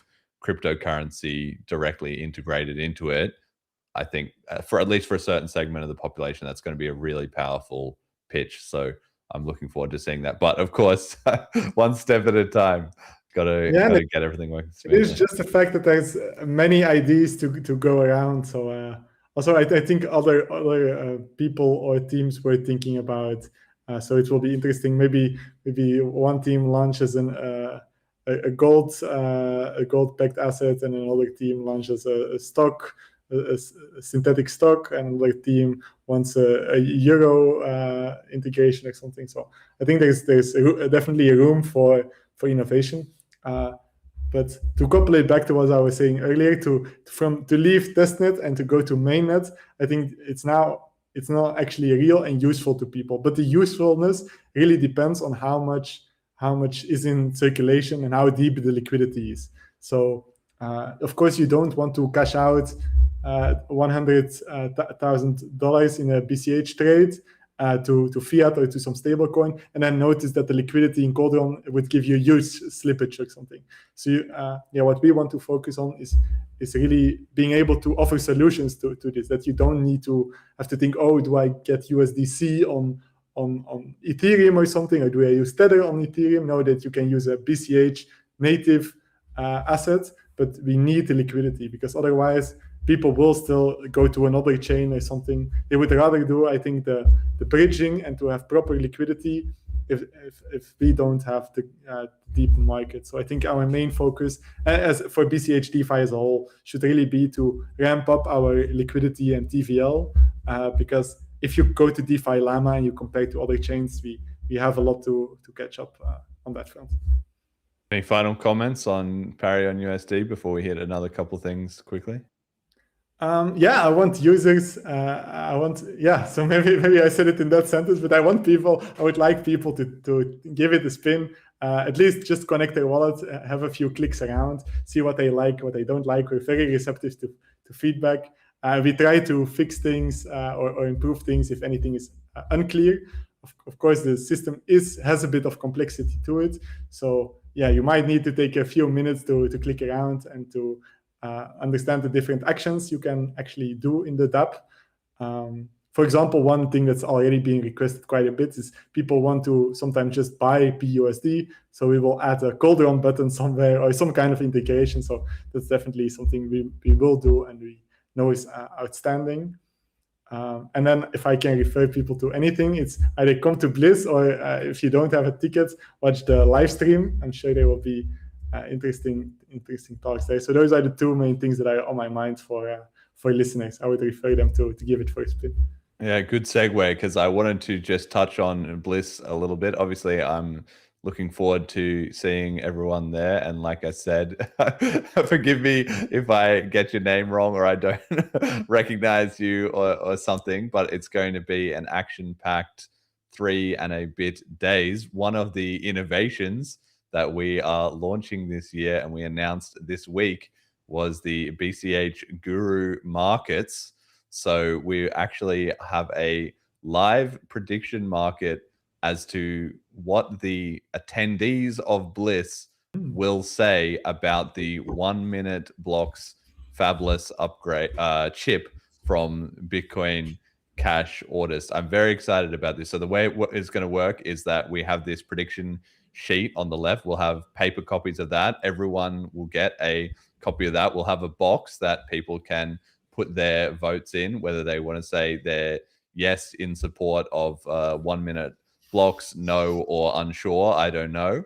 And then once the timer has run out on that at the end of sort of day 1, we'll crack open the box and find out what percentage of the attending audience are in favor of or not in favor of this chip proposal. And in the meantime, before we get to that point, you are able to speculate on the BCH Guru prediction market and try and put your own furu on the line if you think that sentiment is going to be strongly in favor of 1 minute blocks or against 1 minute blocks. And the part that I think is going to be most interesting to see is that this all interacts, which is that people at the event are obviously they have a vote, but they're also able to ask other people what they think, and they're able to go on the market and put their money in there if they have a strong sense of how things are going.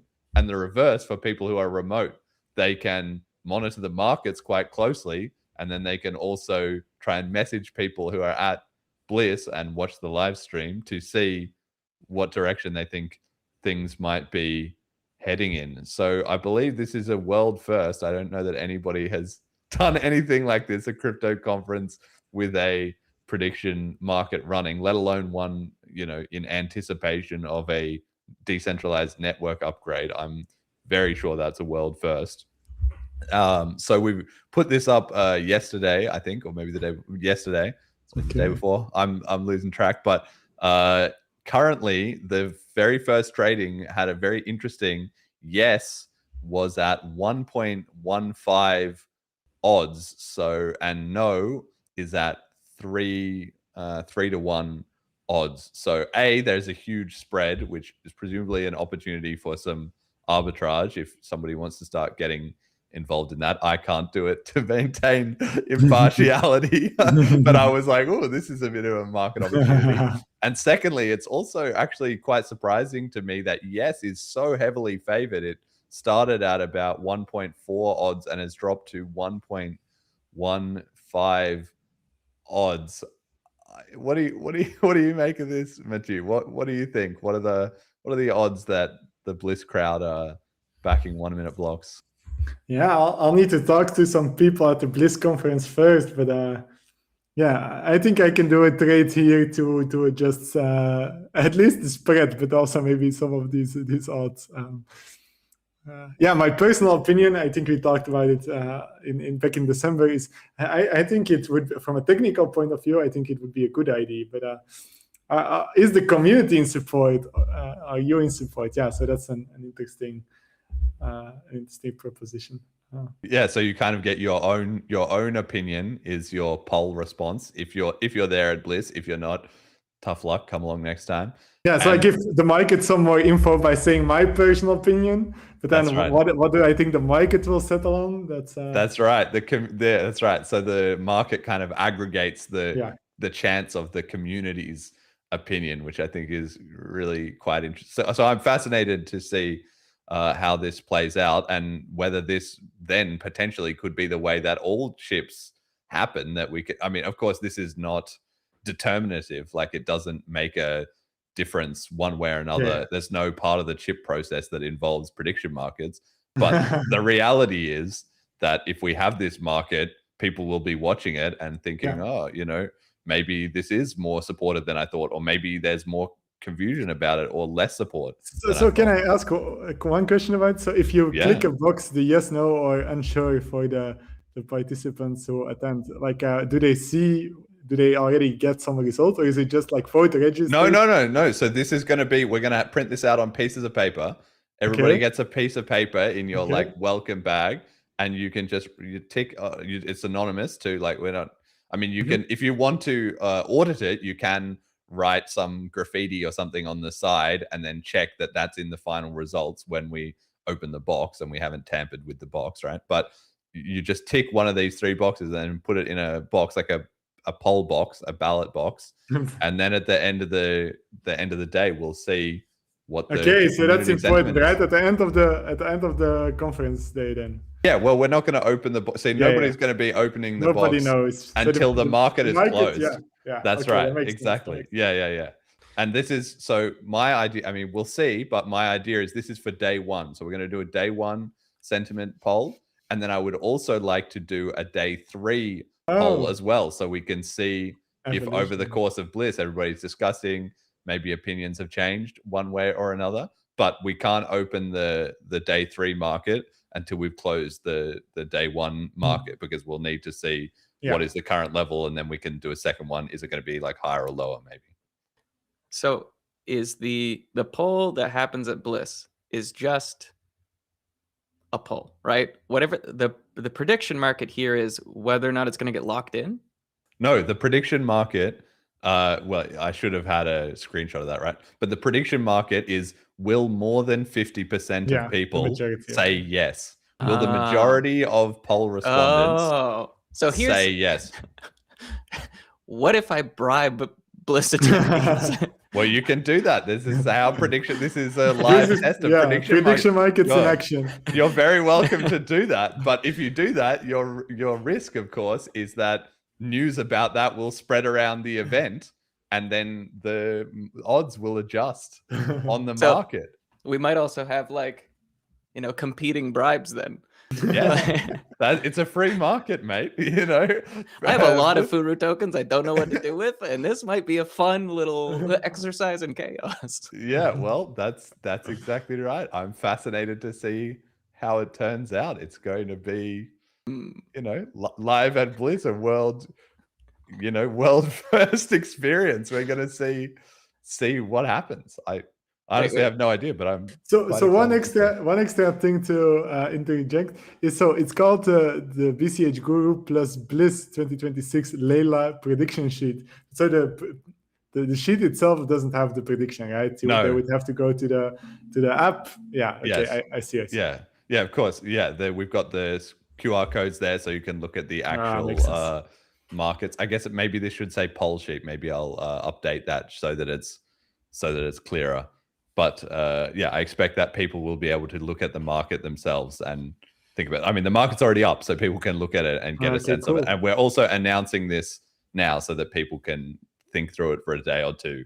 And then obviously we'll also explain it live while we're there so that everybody is clear.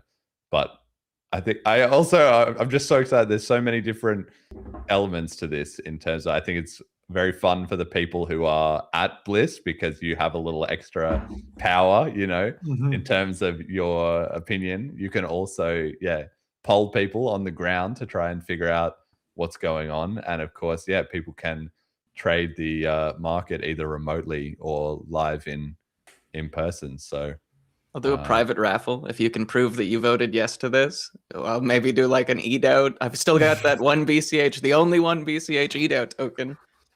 Yeah, there you go. You're welcome to try and influence the voting in any way you want.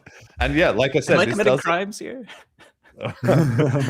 This doesn't impact the chip process itself, and obviously it's just going to be a fun thing to try at Bliss. But then we'll see. Maybe if it goes really well, maybe BCH Gurus will make a constantly running event for. Will 1 minute blocks lock in, and we'll be able to see that trade over the time until November, and potentially also for other chip proposals as well. The same thing could happen. Could also have markets for will this lock in this year or next year, and then you could see the odds of what people felt like for the the current year versus giving it more time to mature. I don't know, there's a lot of ways this could go, but it's an experiment. So yeah, I really like it. We'll see. Bliss innovating. I want Bliss obviously to be the most. The only time I will be happy to vote.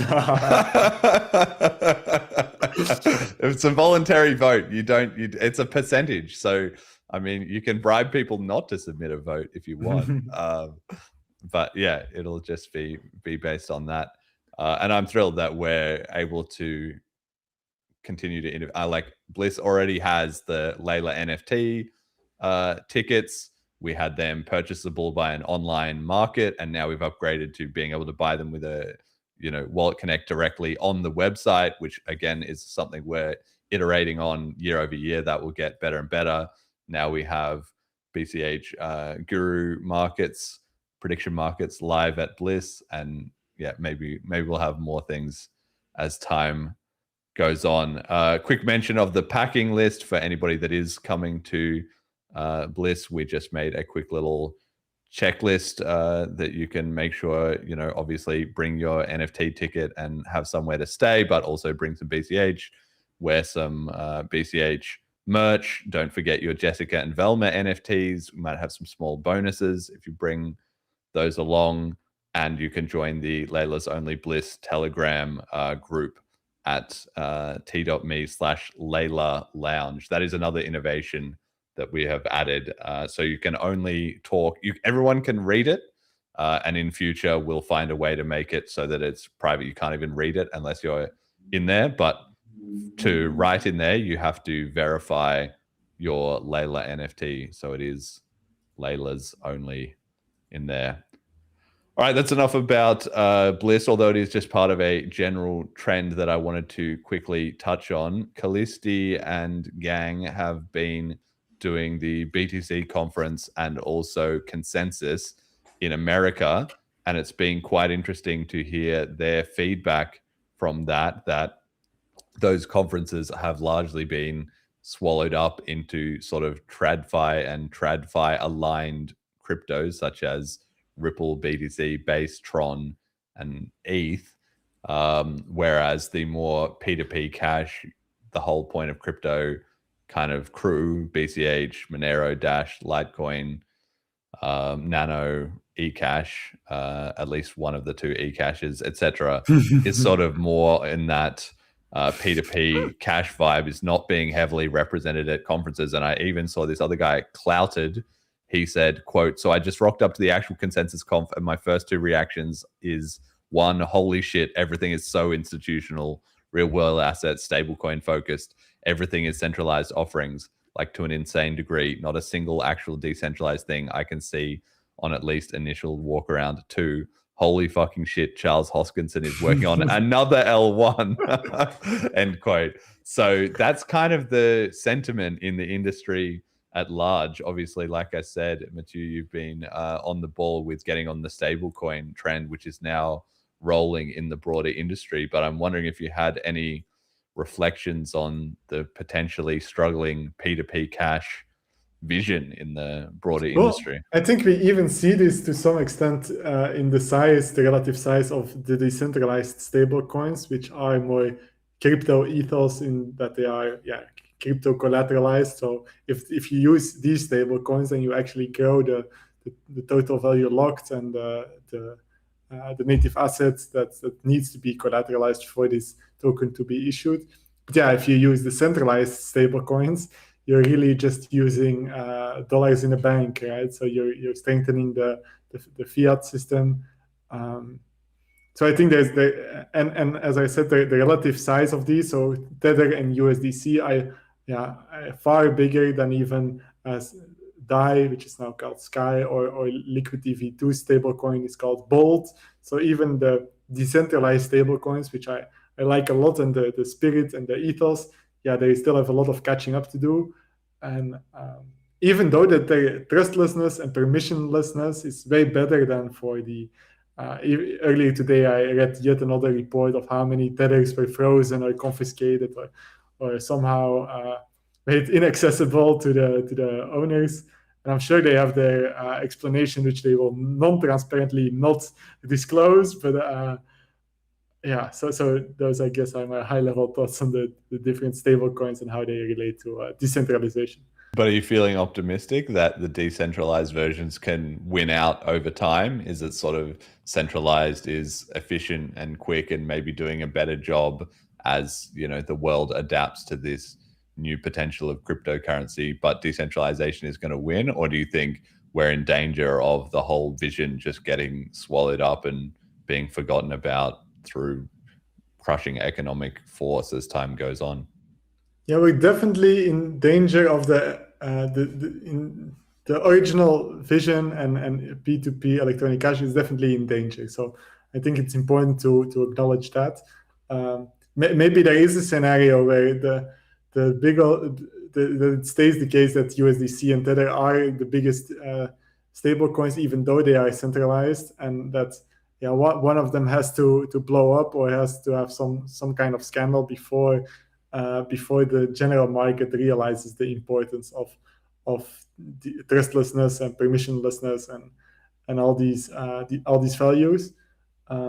It might be the case that TradFi only adopts crypto because the version of crypto that they are adopting is like is the TradFi version, right? It's the centralized exchange, centralized, permissioned, and trusted. So none of these words are the correct. Like, it's much better to have the counterpart, trustless, permissionless, but yeah, so that's how I see it. There's definitely a fight, I guess, or like a war on this front to from TradFi to kind of take over crypto and only use it as the payment rails, but still have their controlled system, which I hope is not the way it turns out, but it will need a vigilant community or like a vigilant ecosystem. It will take a lot of hard work, is what I had to say, to actually make the original vision happen. And I think we all realize this in Bitcoin Cash, right? But it's worth restating that it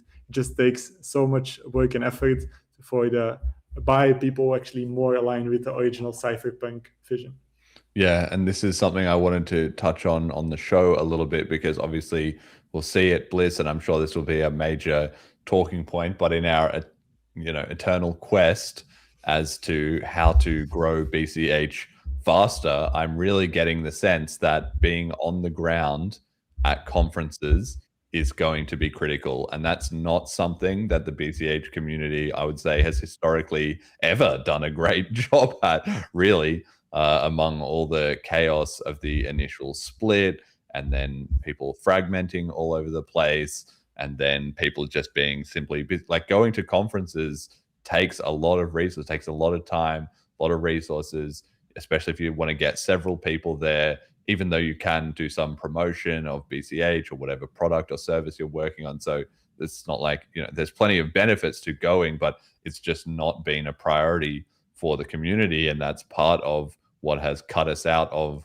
the discussion in a lot of areas of the cryptocurrency industry. And for us to pull that back, it's starting to get to the point that we really need to make a more concentrated effort on conferences, specifically on two fronts. One is hosting our own, like Bliss and like others as well. And obviously, you've got to run them reliably and then grow them slowly over time, but also to do more outreach, going to these other cryptocurrency conferences and getting in people's face to talk about BCH, because that just has such greater impact on them.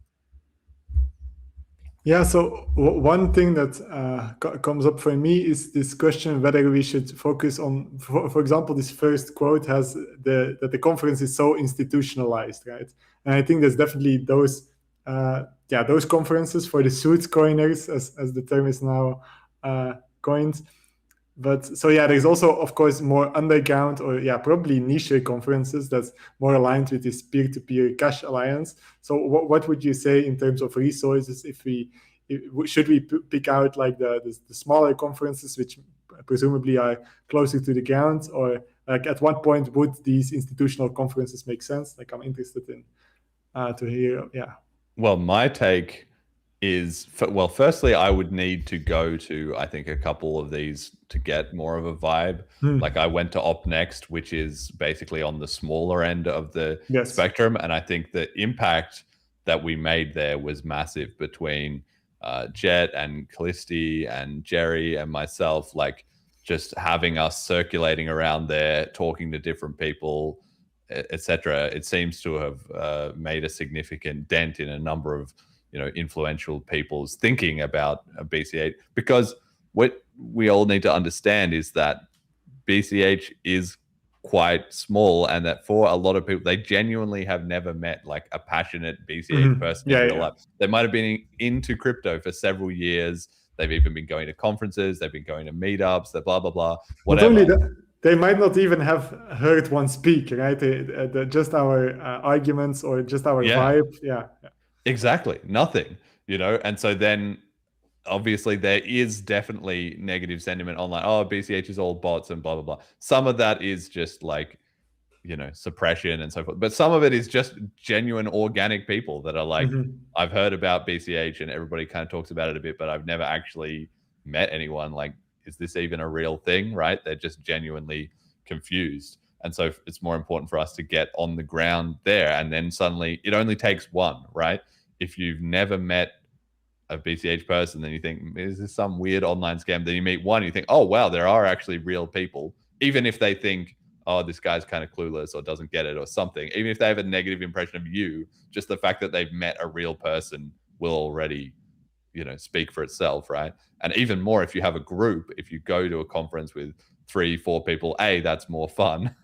But then Yeah. B, it also really is to them like, oh wow, they can see that there is an organic community going on, right?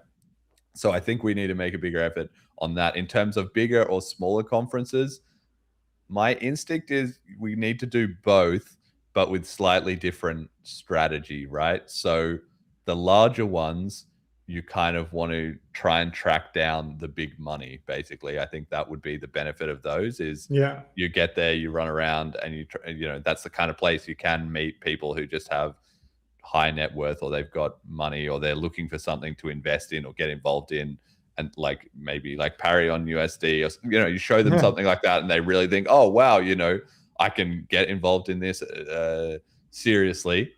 Whereas the smaller ones, that would be more about trying to find the influential people in other cryptocurrency communities and talk to them about BCH, see what reservations they have, see why they might or might not be interested. Like for me specifically, maybe try and get them on the podcast to talk about BCH, that kind of thing, right? So I think probably it just depends on the conference what the strategy needs to be.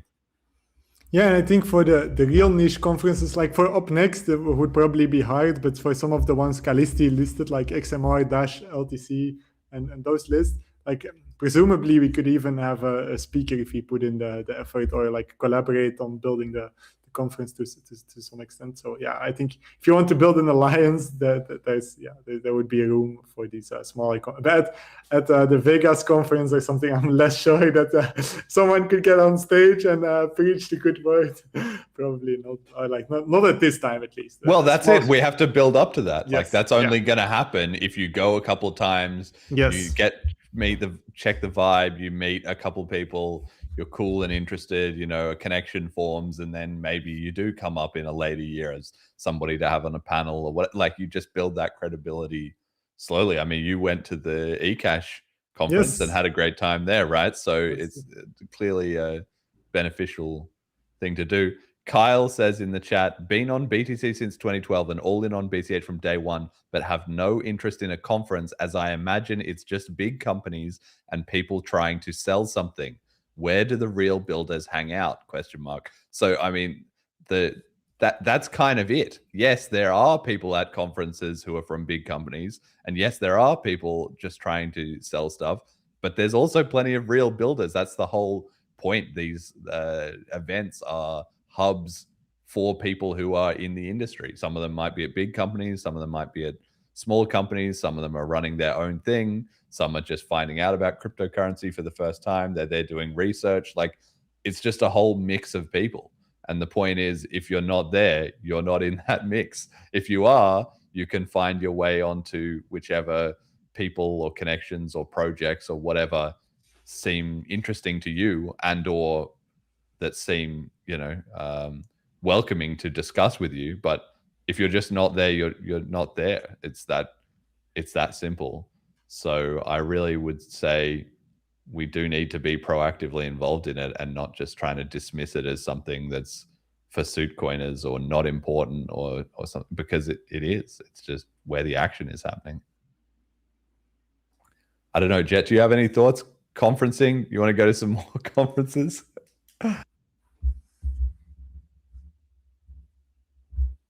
Sorry about that. Yeah, I think it might also be beneficial to start going to conferences that have nothing to do with cryptocurrency. Right? I said on the last episode that I went to the Tattoo Expo, and I had gone to that same Tattoo Expo in 2017 and 2018, both as a sponsor and a vendor, where I was trying to onboard people to Bitcoin Cash, and it seemed easier then than it does now. So, like I think that 2017 hype of like normal people getting involved in cryptocurrency gave me a little bit of space on those first couple of years. And I know that the tattoo artists specifically are pretty okay with tax avoidance, maybe a little bit of tax evasion. So like so much of the industry is just done in cash. And yeah, I think like tattoo and piercing folks, I think things like imagine if AVN, the Adult Video Network Awards or whatever, was like, yeah, we've got, I don't know, or any, like there's massive industries that can really take advantage of this that we haven't made any inroads to, that I think would be almost more impactful than going to other cryptocurrency conferences. Yeah, and you just have to be there in person. I think that's really the main thing. Like, I understand that obviously BCH is A, small, B, decentralized, C, quite geographically distributed, and D, not necessarily like funded by some huge spigot of centralized money or something like a lot of these other coins, where that's the kind of thing that they spend that money on. They say, okay, we're going to send people to all these conferences. Okay, we're going to pay to have a booth. Okay, we're going to, you know, pay to get one speaker who shills our project for 20 minutes or whatever. And the thing is, okay, we don't have that centralized pot of money, but we do still need to compete in that niche, because if we're not a part of those conversations, we're just going to miss out. And that's what's been happening so far. And I can't fault the BCH community, because there's been too many other things to worry about. There's been, you know, getting rid of all the internal infighting, working on the protocol, working on the wallets and the infrastructure, you know, starting to launch DeFi. Like, there's been so much stuff that has been worked on. It's not like we've been doing the wrong thing. We've been doing the right thing, but we're now at a more stable point that I feel we can reach out into the industry to kick it up a level. So I think everybody should definitely be thinking in those terms, and hopefully we'll see a lot more of that. Bliss is a great start. Obviously, everybody can meet and discuss at Bliss, but hopefully there's also some strategizing there about what is on the cryptocurrency or the other calendar, and just how to get involved and really represent BCH there. You know, show up looking good with lots of merch, have good ways to follow up. Like, if you go in with a plan, you're going to do a lot better, right? Rather than just showing up, oh, I like BCH. No, like, let me show you these specific things. Here's a cash stamp, you know, onboarding people directly, following up with them about what they're interested in. Like, really just that sales and promotion element, I think we could do a lot better on overall. All right. Well, we're already a little bit over time, so let's wrap it up. We've got the quick meme of the week from Almas Dust, one of the top BCH memers that made this one this week. It's from iPhone Messages. Babe, $15,000 out of our checking account, question mark, exclamation mark, question mark, exclamation mark. Is it what I think it is? With 3 little diamond ring emojis. And then the bottom half is of the meme is a successful 31.459 BCH purchased. Your assets are now in your spot account. So that one made me laugh this week for anybody with joint finances. And so once, if you want to take it a step further and then feel obligated to still buy the diamond ring, it would be nice if you can take out a loan against the BCH, right?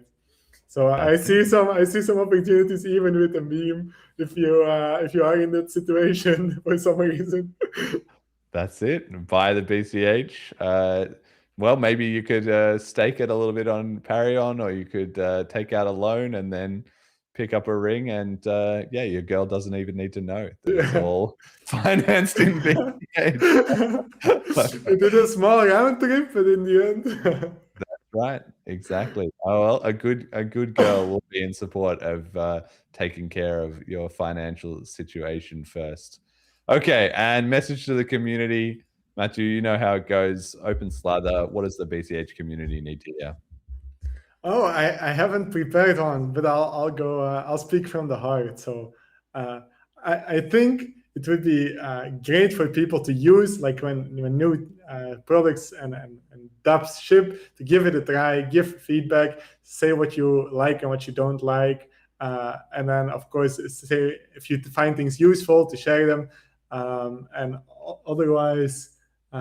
If you don't find them useful, I guess not use them. But so we should aim to build useful products. And so earlier today, we in the chat we talked also about, you and I, Jeremy, we talked about entrepreneurship. And so I really want to encourage entrepreneurship because in some sense you have a lot of ideas how things ought to be in BCH and how things ought to make inroads here or there. But it really takes, as we said, years of continued effort to work towards a goal. And I think that, yeah, maybe that's my most important message, is that instead of only speaking to what you think is important, to help build it. And entrepreneurship is like a great way to do something in a sustainable long-term way, and also capture some of the value you create, and then have a plan that you can grow something, have ownership, and then manifest the vision you have. So for example, if 2 or 3 years ago we talked and I would say, oh, I really think there should be more non-custodial financial services on BCH, it's like a pretty cheap thing to say, like just by saying it, that doesn't, but that's a start. You first need to want there to be something, and then you take the consistent actions that help towards realizing this goal.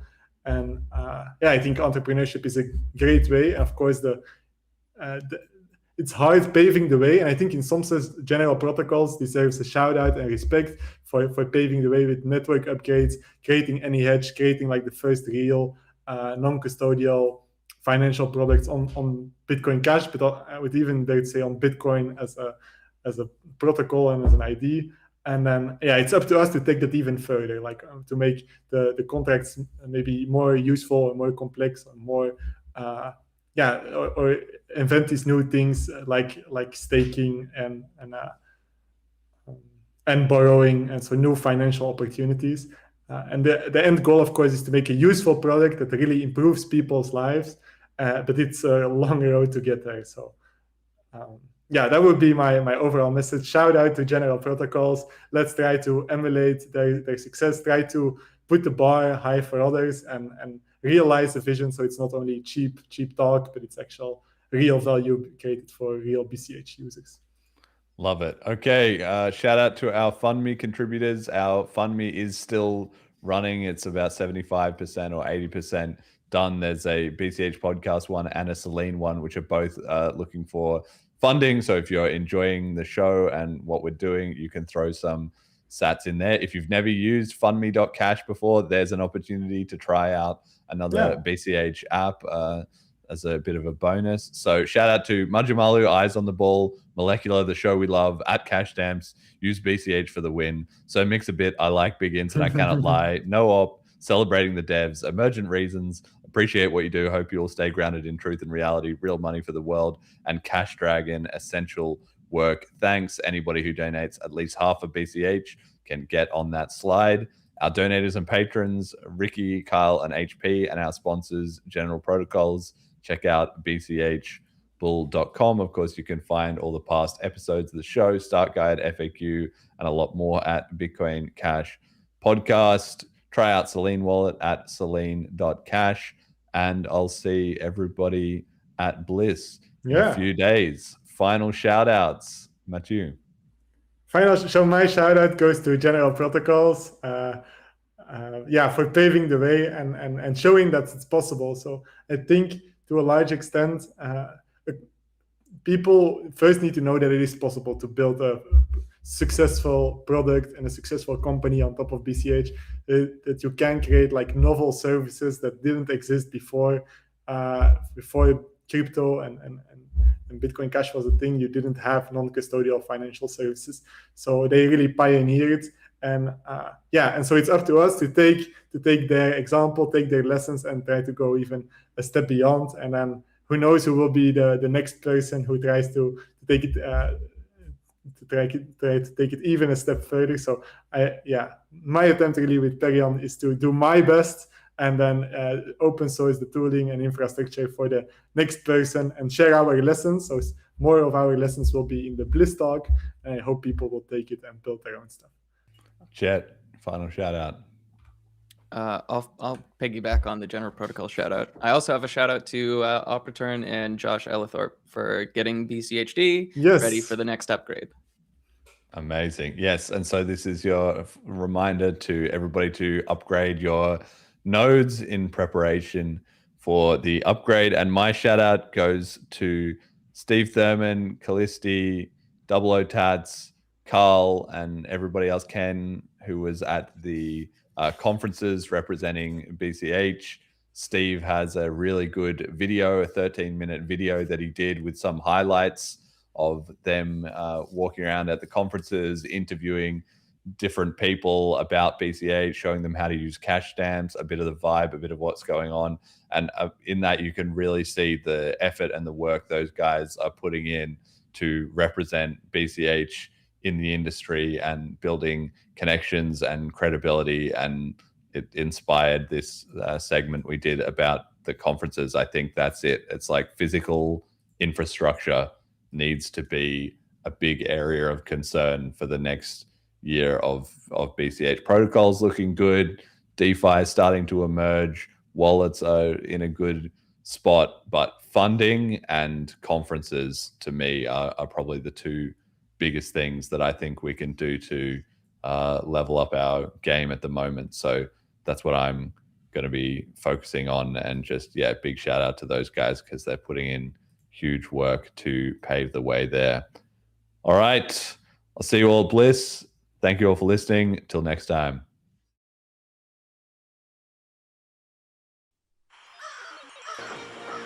At 10, Donald Trump says the war with Iran was the last best chance to stop the country's regime. I'm honest with the name that was not spoken in last night's State of the Union message, Jeffrey Epstein. Got Bitcoin Court backed by MIT, and apparently, Larry, you will own nothing. Fake. 83 and strike and strike. Bitcoin has been hijacked. There will be no real non-controlled currency in the world.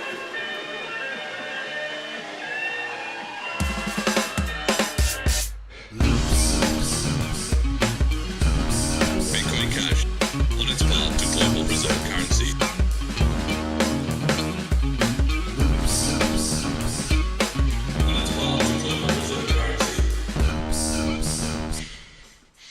I waited years for this. I made myself so sick, waiting for Layla to come around. Hate hijacked freedom sound, but you can't keep a bad bitch down. Layla's looping back into town.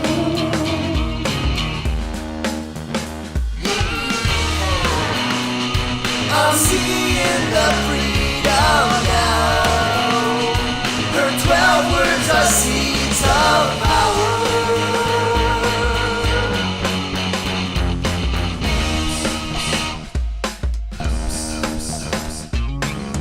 Their toxic idols fly, private jets in the bluest skies, and watch us down below as we die. And strike and strike. Suffering for sins that we never did commit. Turn around, pay your taxes to pedophiles. Fuck this. I'm seeing the freedom now. Her 12 words are seeds of power. They're coming from underground to uproot their world so sour. And let freedom ring. Let freedom ring. Yeah. Here comes Layla and she cool. Look at how she moves. She ain't no Samuel Altman fool. She stomps on the face with the boots.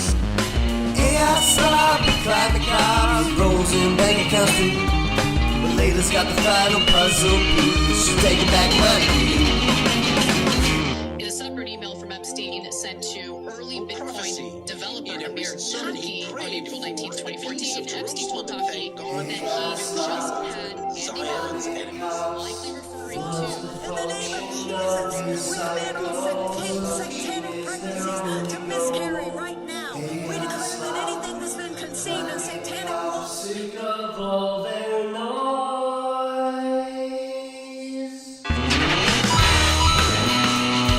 I'm seeing the freedom now. Her 12 words are seeds of power. When Layla comes back to town, their temples will fall.